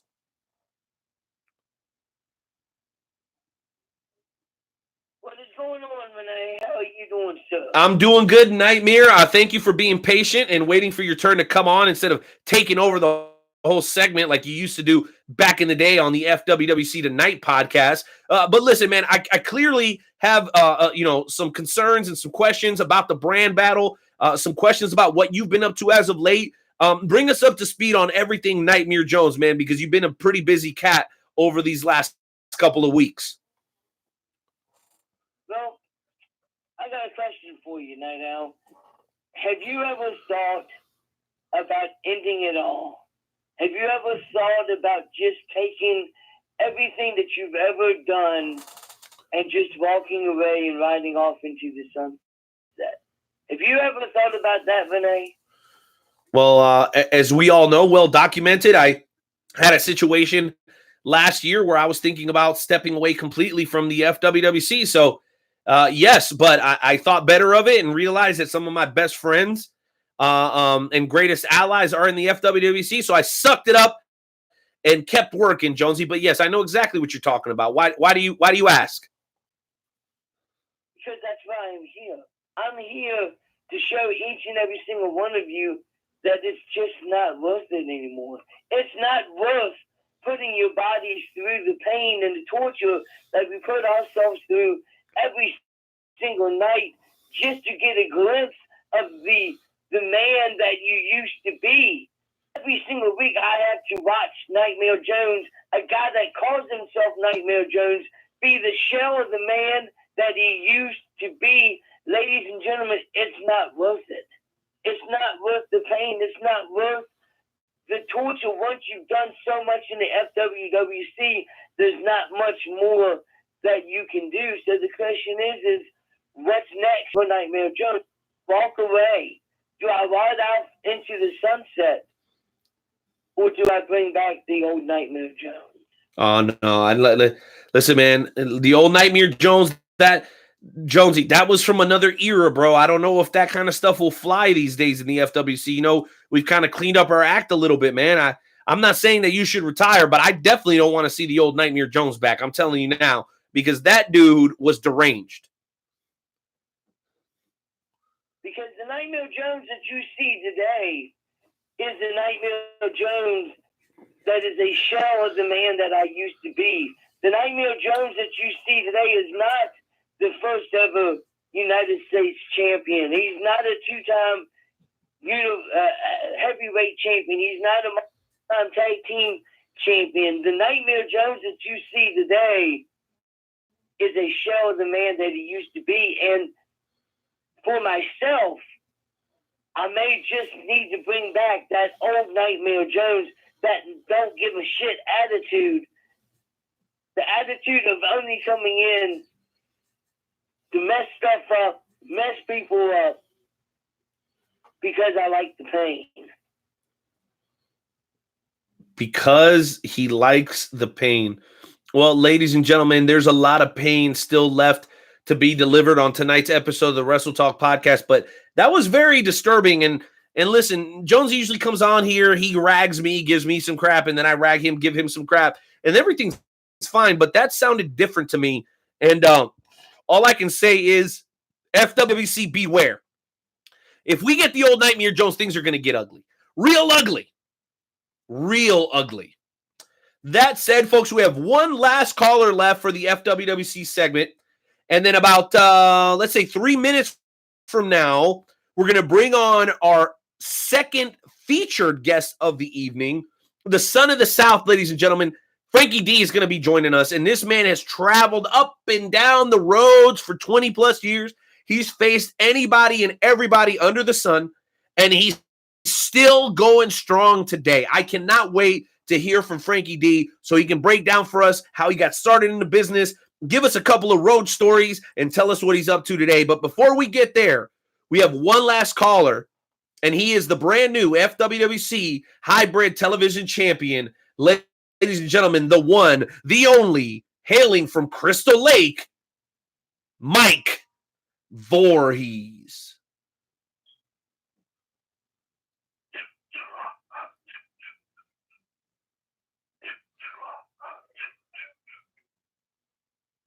FWWC.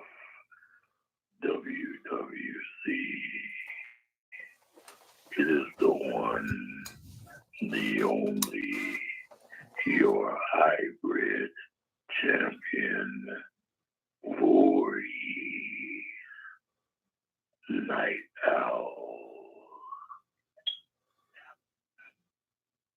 Owl.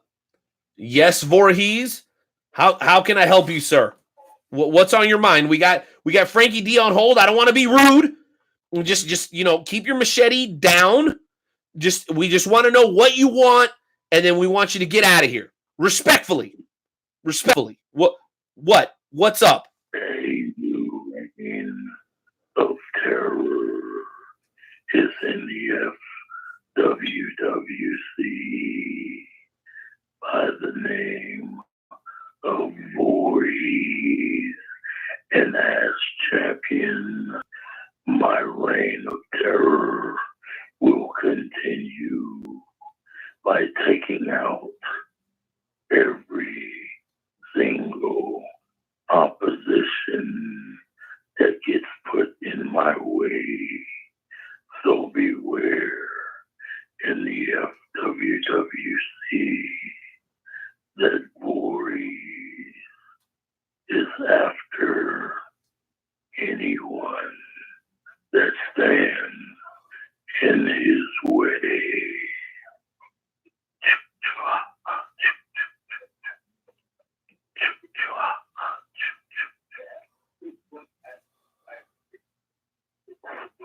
All right, let me see if I can get my light back on here. I know why this light.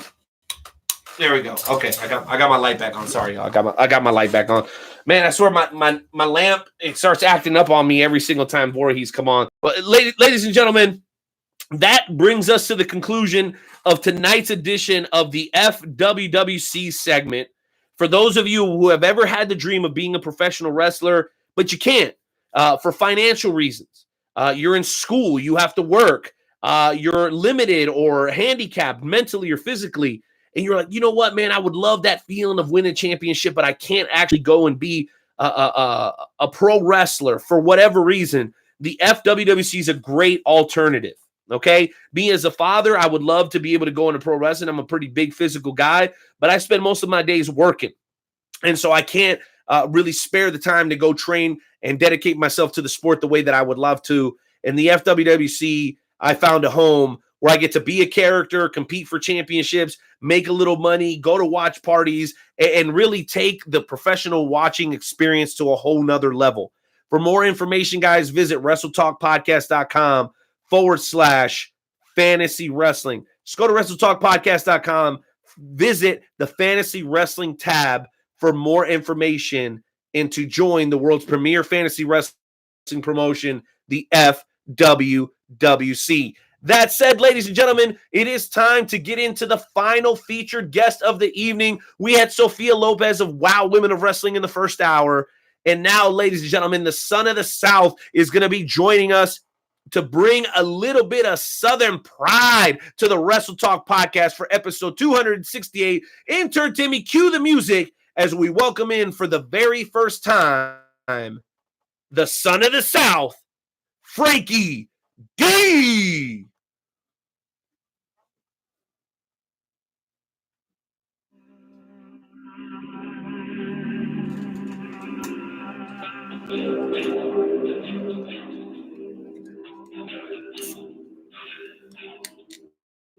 I didn't stick with the squirrels and the ticks and my 30-on-6, running out of Miller Lite trucks in park. The dog won't bark, couple hours till dark, wishing one would walk by. Might as well left my gun in the gun rack.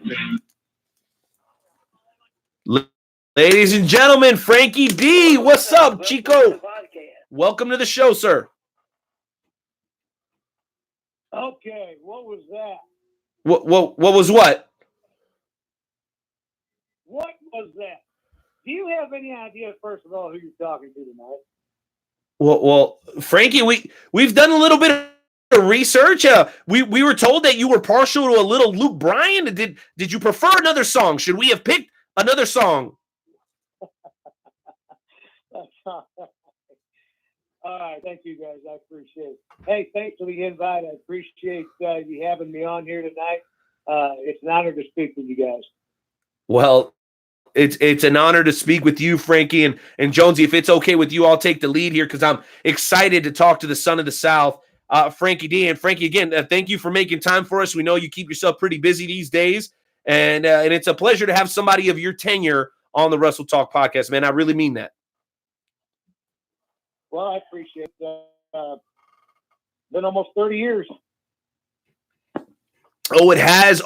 And that's exactly what I wanted to talk to you about. As you know, most of us wrestling nerds can relate to local talent or independent talent based on who they've had the opportunity to face in the ring before.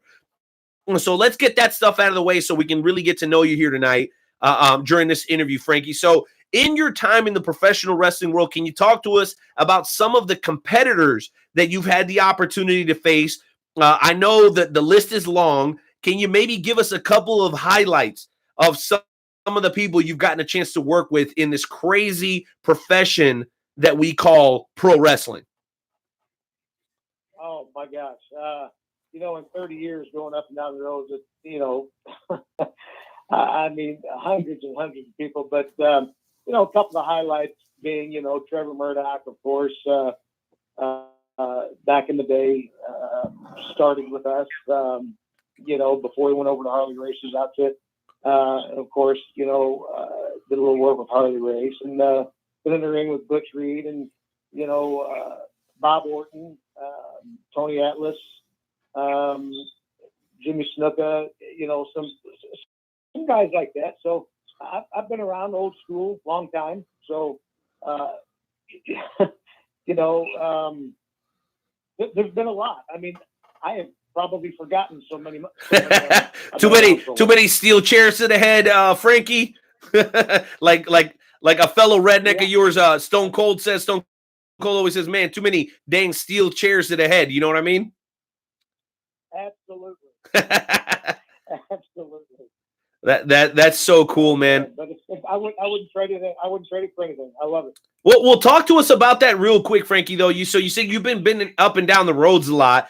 We usually save this towards the back end of the interview because I'm really curious. Are there any road stories, and they don't necessarily have to involve anybody that's in the Hall of Fame or anything like that? But are there any funny stories that you might be able to share with the Wrestle Talk family before I throw it over to my co-host Joe?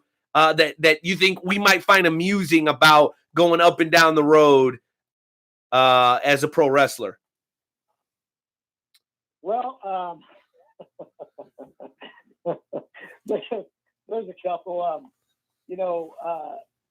Me and a group of guys used to wrestle in Iowa quite a bit, and we wrestled for a group called HCWA. It's been many years, Hardcore Wrestling Association. Anyway, we used to go up there, and a group of us used to go into a hotel. You know how it goes. Fit as many people as you can in one hotel room when you're on the road. And we had a couple of rookies with us. And sometimes, as you know, rookies or greenhorns don't do exactly as they're told to do. And sometimes veterans have to teach them kind of a lesson, or they have to get their how do I put this? Man, I'm trying to be so politically correct. Well, here's the thing. Let me stop you right there, Frank. Let me stop you right there. You don't have to be. We've had guys like Tully Blanchard and Paul Orndorff and Savio Vega come in and tell us some of their best stories. So don't feel obligated to censor yourself. The Wrestle Talk podcast is created as a platform for not only the listeners, but also for the talent to come in and tell these stories that somebody's going to want to go back and hear, in 15 or 20 years. So if you need some color, to use a wrestling term, to tell your story properly, sir, please go ahead and use that color at your discretion. Okay. All right, I got you. Good to know that. All right, so we got these rookies. They come in. We after the show, we all go back to the hotel room and do what we do after a show. Have a couple of drinks, hang out, talk about everything, pretty much party it up. Anyway, we get these rookies. We go into another friend of mine's room. And this friend of mine, he's a great guy. And he's a big guy. I mean, just a huge guy, but he's a sweet guy on the outside. If you really know him, he's a sweet guy. And he was in he was in on this show. Anyway, we told these rookies, you guys go into the bathroom and you just wait there until we come and get you. Anyway, this guy that we had, my friend, brother, whatever you want to call him. Anyway, he probably weighs 420, 450, somewhere right around in there. I mean, huge guy. It's a big boy. And of course, everybody is just three sheets to the wind, partying it up after the show, just having a good time. Well, these rookies are in the bathroom. We make them wait in there, 15 or 20 minutes. So we talk our friend into stripping down naked and running into the bathroom. And you want to talk about I have never seen rookies run so fast in all of my life. They ran until Wow. they couldn't do it anymore. Anyway, yeah, but that it was fun. We finally caught up to him, and, told him it was okay that this guy wasn't gonna, do anything, but they didn't want him to. But it's always a fun time. But, that's all part of being on the road. You have fun with each other, and it's a little bit of hazing, and it's all part of the family. Hey, as the old '90s song says, "Let the boys be boys," right? Jonesy, House of Pain, baby. Go ahead and jump on in here, man. I know you're chomping at the bit to get an opportunity to talk to our buddy Frankie D. Jonesy. I do. Thank you, sir.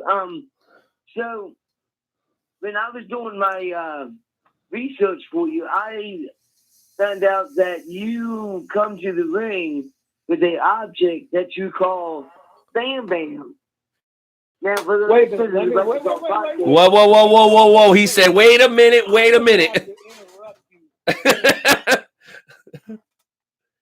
Did you just refer to my partner as an object? Oh, God. well, Jonesy, you done stepped in now, dude. You are going to hurt his feelings. Bam Bam is somebody that I have brought with me everywhere. I have trained him like I have trained everybody else. He has been hazed like everybody else. He is part of the family. And he's been in this business almost longer than I have. He's taken more bumps than anybody I know. Bam Bam is not an object. Jonesy, get your facts straight. Bam Bam. Isn't Bam Bam a steel chair, though? Well, aren't you a hardhead? But why are you patronizing our guest, Joe? Why are you patronizing the son of the South, man? I told you not to do it. I tried to warn you, but you don't listen. Bam Bam is a steel chair, and Bam Bam does his job. Bam Bam drinks and smokes more than I do, too.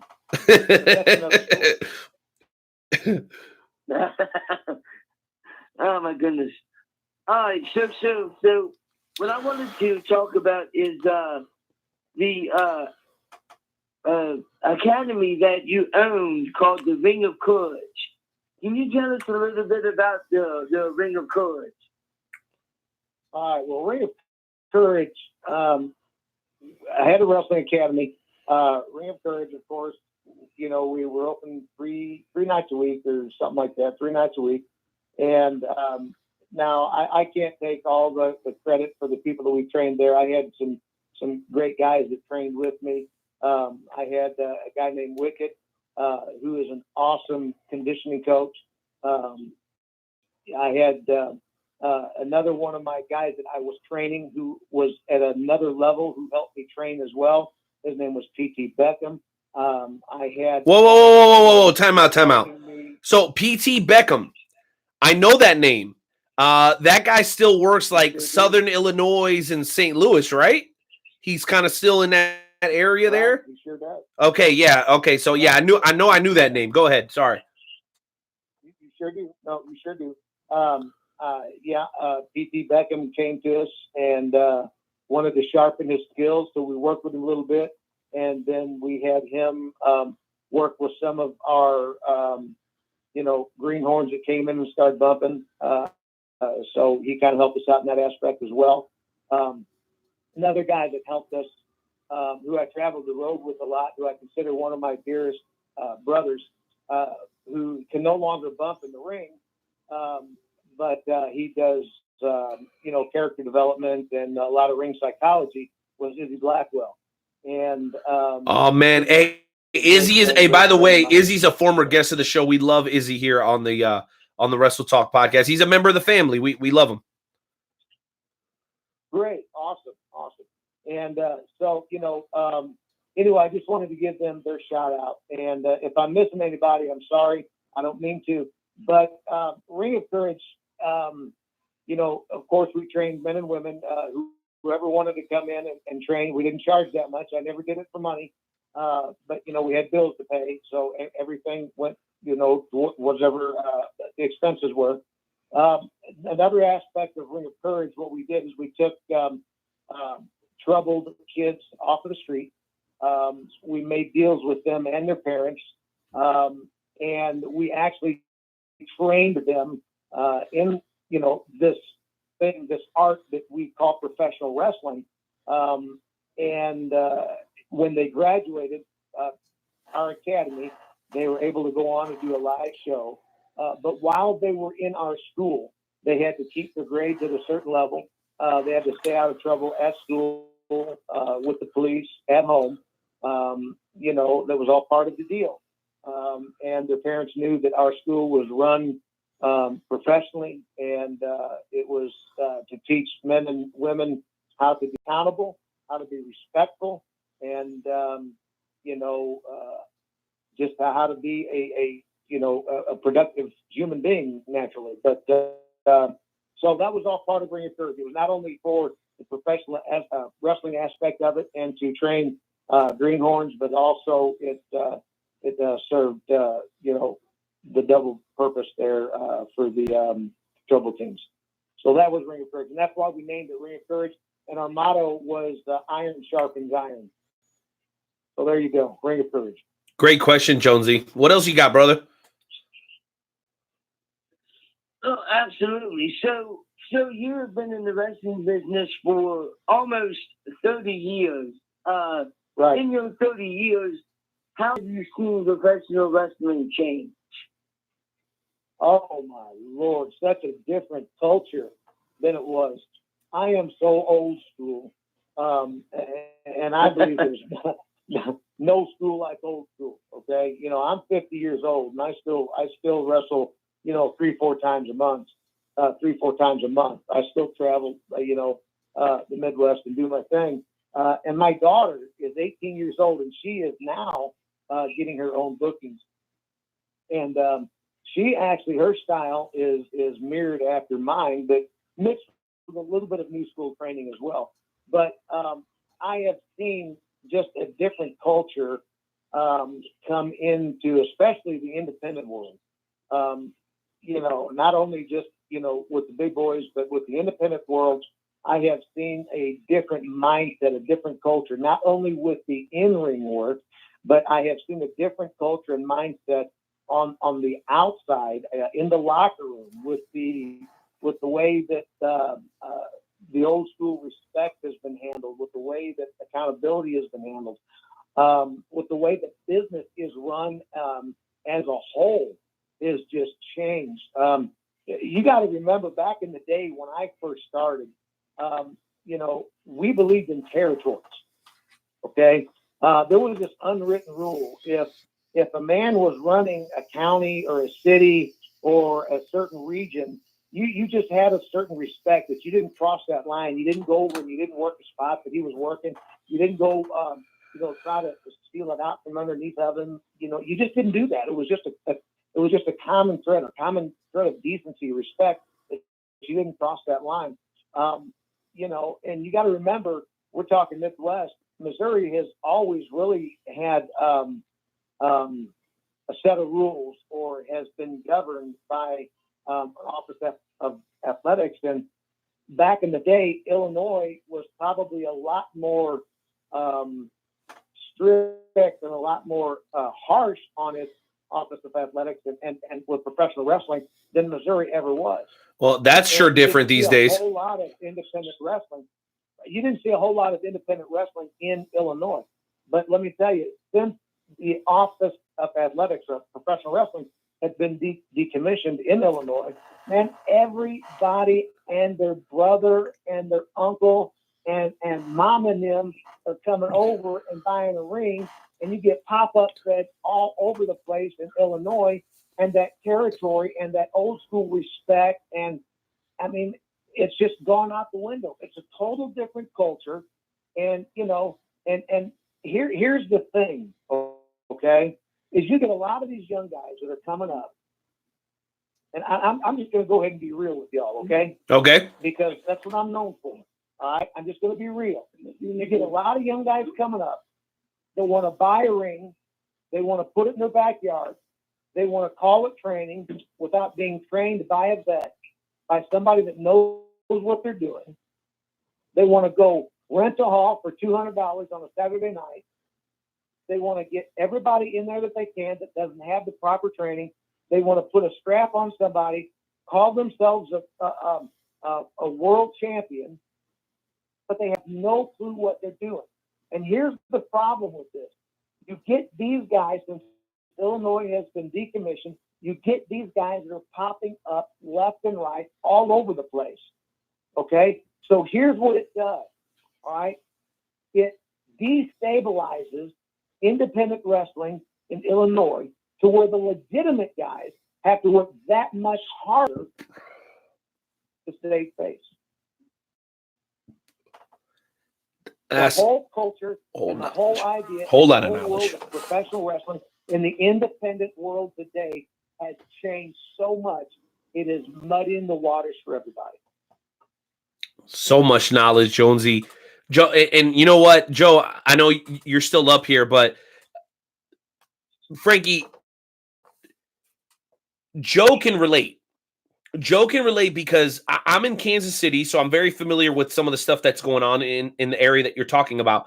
But he's in West Virginia, so you can imagine Baltimore, New York, Philadelphia. I mean, all those are within driving distance of my buddy, my co-host, Nightmare Jones. And when you talk about oversaturation and pushers having to work that much harder to legitimize, if anyone can speak on that, it's Nightmare Jones. So, Jonesy, any thoughts on what Frankie D just said? Because I think there's a lot of reality and a lot of truth behind his words. Absolutely. I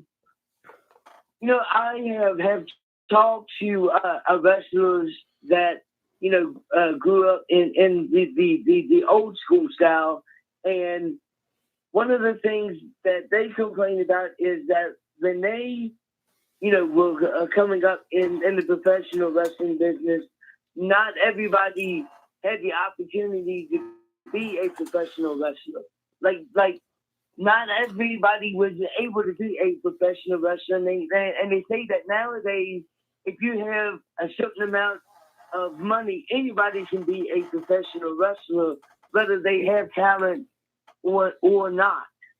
And that's the thing, and that's what muddies the waters, is because there are so many people that can buy a ring for $1,500 and put it in their backyard and call it an organization, and then you got guys that are untrained, unprofessional, doing all kinds of matches with a ton of high spots they're not trained for, and then you get guys who are training hard, who are hitting the gym hard, who are trying to make a name for themselves, who spend the money on the right equipment, the right gear, who are going to legitimate wrestling academies, okay, who are working for legitimate companies, who are working for legitimate promotions, who are finding it hard to get a spot on a roster with a legitimate company because the market is so saturated, not only because of these pop-up federations, but because the pop-up federations are ruining everything because of social media. Because here's what happens, okay? I had a conversation today about this. Here's what happens, all right? So you get a legitimate guy that's a great worker, who has a great story at a great fest. Young guy trying to put his name out there, trying to do the best he can to get a good shot somewhere. So he gets a call from a pop-up fed Joe Schmo down in East Egypt somewhere, who wants to pay him a McDonald's coupon and a hot dog to come put his champion over. So this guy who's trying to put his name out there wants to drive 2 hours to work a 15-minute match in front of 8 family members, all right, and put his family member over as a world champion. All right, now listen. All right, so here's what happens. That goes on social media. So then this delegitimizes this guy's opportunity, who's been working working so hard, who is legitimately trained, working for a legitimate promoter, in a legitimate company, in a legitimate territory. It delegitimizes his push, his angle, his story, and his work ethic. It's thrown out the door because now you've taken some crap story and thrown it out the door for what could have been a long-term goal. Am I making sense? Wow. I know. Absolutely. I know you are. Percent. I absolutely agree. Couldn't agree more. Listen, I would give you a young guy. Listen, I told a young guy. I will give you a example.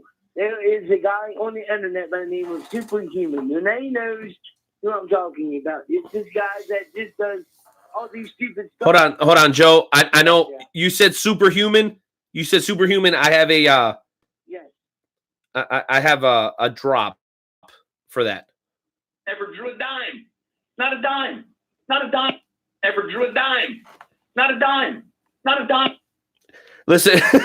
So, go ahead, Joe. Wow. He does all these stunts, wrestling promotion, because they see how big that he's becoming. They're starting to actually book him for wrestling matches. And the guy has never been trained, and he's literally doing wrestling matches. Listen, have you ever heard the words cheap heat? Yes. Yes. That's all that is. It's cheap heat. You know what it is? You know what it is? It's modern day on freaking like paint sniff version of I want to say hello and thank you to all the fine people of Martinsburg, West Virginia, or Dallas, Texas, and just going for the cheap heat where you get a cheer for something that you didn't earn organically. You're just kind of going to something that you know is going to work because people love stupid shit on the internet, and a guy throwing himself through barbed wire for no reason other than throwing himself through barbed wire to get over on the internet. That's what people are attracted to these days. It doesn't make sense. It's like four guys standing in the middle of the ring hitting each other with light bulbs for no freaking reason. For no reason. Storyline. There's nothing to it. There's nothing to it. I absolutely agree. Jonesy, what else you got for Frankie, man? Because I know Frankie's also got a bit of a competitive bone. So I want to make sure that I issue the challenge, Night Owl versus the Son of the South, in tonight's edition of the Wrestle Talk Podcast Game Show Challenge. But and I'm sure I'll let you think about that, Frankie, because it's going to get competitive around here in a little bit of a trivia challenge. But before we get there, Jonesy, what else did you want to bring to the table before we got to that? I've got one more question, and then we can go ahead and do the Wrestle Talk Podcast Game Show Challenge. My question is, you've been wrestling for over 30 years. You won tag team championship gold. What was it like winning a tag team championship? Most of my career, I've been in the tag team. I started with MMWA, South Broadway Athletic Club, almost 30 years ago, and I started singles. Then the first belt I've ever held in my life was as Frankie D and Lightning, a masked wrestler, and we were the first belt I ever had was the MMWA tag team title. That was South Broadway Athletic Club, where a lot of legends have come through that building and started in St. Louis. I mean, St. Louis is the hub, But I will tell you that even after MMWA, when I went to, it was Central State and later turned into RCW, was probably one of the longest running tag teams in the Midwest was Bodily Harm. And there's a lot of imitations out there of Bodily Harm. Now, let me tell you that. But the original Bodily Harm was Frankie D and Johnny D. And then after Johnny D, it was Frankie D and Billy D. And then for a brief time, It was Jimmy D that was my partner for just about a month or two. But now I will tell you that as Bodily Harm, we held the tag team champions for RCW and a couple of other promotions. But to answer your question, when we first got them, it was great. It was, you get on a high and you think you made it to the top of this organization or whatever. But don't let anybody, don't let it fool you. Being a champion is great, but it's also a curse. A lot of truth behind A lot that. of people don't tell you that. They don't. It's also a curse. Why is that, Frankie? Well, I'll tell you why. There's two reasons. I'll tell you both sides of the business, okay? Show business is because everybody's going to come after you. Everybody's going to come after you, and you got a lot of responsibility, all right? So that's why it's a curse. On the other side of the business, you're not your own boss anymore once you got the strap. I hope you guys brought your notebook for this edition of the Wrestle Talk podcast. Lots of knowledge being dropped by Frankie D, the son of the South. Frankie, I got one last question for you before we get into the Wrestle Talk podcast game show challenge and close out this interview. Being that you have been in this business for so long and that you clearly still have a ton of respect for the business, I'm going to ask you this question, and it is a hypothetical. I don't like to ask a lot of hypothetical questions, but I think you'll enjoy answering this one. If Frankie D could wrestle in any era of professional wrestling, let's say, you and Dr. Emmett Brown became like BFFs, right? And you could borrow the DeLorean and go back to any time and be a worker, one of the boys in the locker room during any era of professional wrestling, going back to the early 1900s, where one of our own presidents was a professional wrestler. What era would you have liked to perform in the most? Oh, without a doubt, the 80s. Without a doubt, the 80s, man. Come on. The likes of, Stan Hansen and, Dusty Rhodes. Great Muta. I mean, come on. Arn Anderson. Come on. Who wouldn't want to be in that area? Bruiser Brody, King Kong Brody. Come on. Who wouldn't want to be in that locker room? Who wouldn't want to be in that ring? I mean, they would hand me my ass on a platter. But what better person and what better respect could you have than getting your ass beat by one of those guys? Come on, Dick the Bruiser, Pat O'Connor, Luthez. Come on, guys. Is there anybody any better that could teach respect and old school wrestling like those guys? Lawler, man, the Rock and Roll Express. I mean, the line just goes on and on. Right. Come on. Could you imagine sitting down and talking to Cornette for a while? Dude, we wish. We wish. Come on. Gentleman Chris Adams. I don't know. I could go on and on. That's my era. That is awesome. Absolutely wonderful choice. And I don't know if there's many people that could disagree with that. Well, all that being said, Nightmare Jones, you know what time it is, baby. I think Frankie D is game. Frankie, are you ready to go on with me to the Wrestle Talk Podcast Game Show Challenge and have us a little bit of a trivia war for episode 268 of the Wrestle Talk Podcast? We will do our best. Come on, let's do it. Let's go. Nightmare Jones, you know what to do.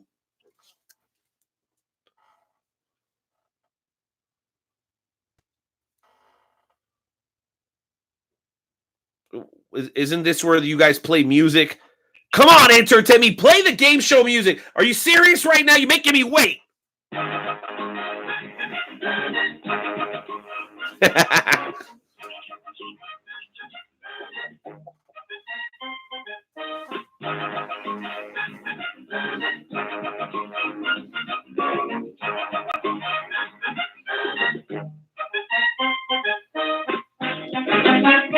All right, Nightmare Jones, this is where you give us your best impression of a game show host. Go ahead, buddy. Take it away. All right, ladies and gentlemen, welcome to tonight's edition of the Wrestle Talk Podcast Game Show Challenge. Tonight's category is W is for wrestling. I will give you background information on 3 professional wrestling topics who have names, either first or last names, that start with the letter W. When you think you know who I'm talking about, just shout out your answer. The first person to win 2 falls would win tonight's contest. For example, if I would say this tag team is one, if not the greatest tag teams in the history of professional wrestling, they held the WWF Tag Team Championship as the Legion of Doom. Road Warriors. When they won the NWA, the Road Warriors, you would be correct. You would get a point. So it's pretty simple. You just shout out your answer. Okay, I'm ready. Let's do this. Gentlemen, are you ready? All right. Let's go. Question number 1. This wrestler is a former NWA WCW Tag Team Champion, is an NWA US Champion, and a NWA World Heavyweight Champion. His father was a member of the Blackjacks Tag Team, and he was also a member of the legendary Barry Windham is correct. Frankie D has 1. The Night Owl still has none. Question number 2. Wait a minute. I was ready. I had it on the tip of my tongue, but Frankie beat me by a fraction of a second. Just a fraction of a second. Fucking bullshit. Okay, let's go. Bam just told me who it was. Cheating. That's even more cheating than having a phone in front of you. All right, question number 2. I'm ready to make my comeback right now. Question number 2. This wrestler hails from New Zealand. He won the IWGP United States the IWGP United States, the Intercontinental, and the Heavyweight Championship. Most people know him by the nickname of Switchblade. Jay White. Who am I talking about? Jay White. Jay White is correct. Frankie has 1. Here is the last question. This is for all of the marbles. This wrestler wrestled in WCW before being signed by the WWF. He won the WWF Intercontinental Championship by defeating the Honky Tonk Man. He won the WWF World Heavyweight Championship by defeating Hulk Hogan in a title Ultimate Warrior. Ultimate Warrior is correct. Yeah! Yes! Yeah, baby!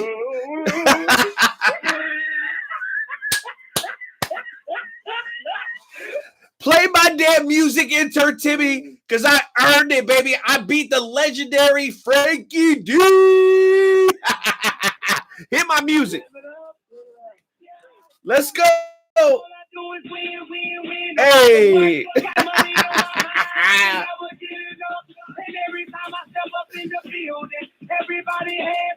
Hey. And they say that, and they say yeah, and they say man, that was awesome. I thought I was done for. Frankie, great challenge, bro. Thank you so much for doing that with us. No, not at all. Hey, before we go too far, I need to give a couple of shout outs if that's all right. Please, man. Please give some shout outs.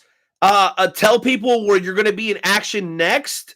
Give us your social media and allow us to welcome you as the newest member of the Wrestle Talk family. Go ahead, Frankie. Go ahead and close this out, buddy. All right. Well, I appreciate that, guys. Hey, guys, do not forget Wrestle Talk. Come on. Wrestle Talk podcast. This is great. You guys will have fun. Tune in. Come get some. All right. Now, listen, guys, I work for a few different places. My home is MMWA and SICW. Also work for WPW and SNTW in Crossville, Illinois. But listen, let me shout out some dates real quick if you're listening. All right. We got October 19th in East Carondelet, Illinois. November 2nd at the Swansea Firehouse. Now, this is why I knew the Barry Windham thing, because Barry Windham, J.J. Dillon, and Arn Anderson are going to be with us at SICW in Swansea, Illinois. All right. November 16th, East SICW, East Carondelet. I believe that is when the Boogie Woogie Man is going to be with us. All right. Also, November 23rd in Belleville at the Belleville Little Devils at Citizens Park. That's a fundraiser. December 28th, back in East Carondelet to wind up the year for SICW. All right. My home in St. Louis, MMWA at the South Broadway Athletic Club, November 9th and December 14th. Okay, guys, come see us down there. All right, now this one is a special one, WPW at Highland, Illinois at the Madison County Fairgrounds, October 19th.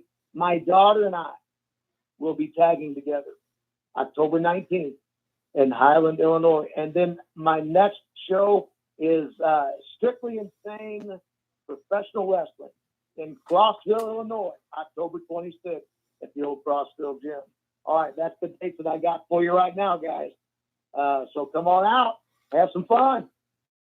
Wow, ladies and gentlemen, Frankie D, the son of the South. Frankie, before you go, I got one last question for you, man. Herb Simmons is going in and being inducted at the Cauliflower Alley Club induction ceremony in 2020. Shout out to all our amigos, our friends over at the Cauliflower Alley Club. We know, Wrestle Talk Cauliflower Alley Club. We've got a great relationship. Man, your thoughts on the legendary Herb Simmons being inductee this year? Oh, man, I'm telling you what, couldn't happen to a nicer guy. Herb is professional. He has got a mind for this business. He has sat at the table with the likes of, Larry Matisick and guys like that with Barb Goodish and Frank, speaking of, Brody and Ron Powers and Tony Costa. And I mean, I'm talking, when I say St. Louis Wrestling Hub, we're talking Sam Muchnick and NWA. Gary Jackson. And just a lot of legendary guys over there, man. Jackson and, and I'm telling you guys, knowledge, just pours out of this guy. You get all these people together in one room, and if it would explode, you would just have wrestling bits all over the place. But I'm telling you, I just think I count it an honor to work for Herb. And talk about one of the most legit guys I've ever worked for. He and Tony Costa. That does not take anything away from anybody else I work for. Don't No, but Herb is a different animal. But Herb, if he tells you something, he does his damnedest to do what he's going to tell you to do. What he tells you he's going to do. I've never heard anybody say anything. In the wrestling world, everybody talks about everybody, but I have never heard anybody say anything negative about Herb. And let me tell you, I've never heard Herb say anything bad about anybody else. Okay, so that street goes both ways. So, shout out to Herb on that. The same thing, with Tony Costa over in MMWA. So, anyway, I'm telling you what, Herb has been inducted to the Midwest Independent Hall of Fame. He's been inducted to other hall. I can't sit here and list the accolades and the awards that he's gotten. Promoter of the Year in different areas. The guy's been promoting wrestling for 46 years, 47 years, almost 50. He's got to know a thing or two. Well, you've got to have a mind for this business to be in it that long. You do, Frankie. Thank you so much for sharing those sincere thoughts. And last but not least, man, I want to personally welcome you in as the newest member of the Wrestle Talk family. Jonesy, any final thoughts for Frankie D as we close out episode 268 of the Wrestle Talk podcast? Just thank you once again for taking time out of your busy schedule to come on to the podcast. It has been absolutely amazing. Do not be a stranger. So until next time, thank you. Absolutely. Thank you, guys. Y'all have a good night. And hey, you tell too. all my trailer park kings and queens, mama and them, get your hands out of the Kool-Aid, get the pork rinds out, get them fresh beanies and weenies going because the son of the South is coming to town and we mean business and we're going to have a good time, baby. That's right. And ain't nobody ever been realer. Nobody ever been realer hailing out of lot 101 of the Starlight Mobile Home Park in Whiskey Creek, Mississippi than Frankie D, the son of the South. Hit me with some of that country shit, baby. Episode 262 is in the book. If you want more of this, 24/7 at WrestleTalkPodcast.com. Absolutely. And before we go, I do have one more shout out. I'd like to shout out my dad's 83rd birthday today. He's one of the biggest supporters of the Wrestle Talk podcast. So, Dad, happy 83rd birthday from the Wrestle Talk podcast. We love you, Mr. Lance. Peace.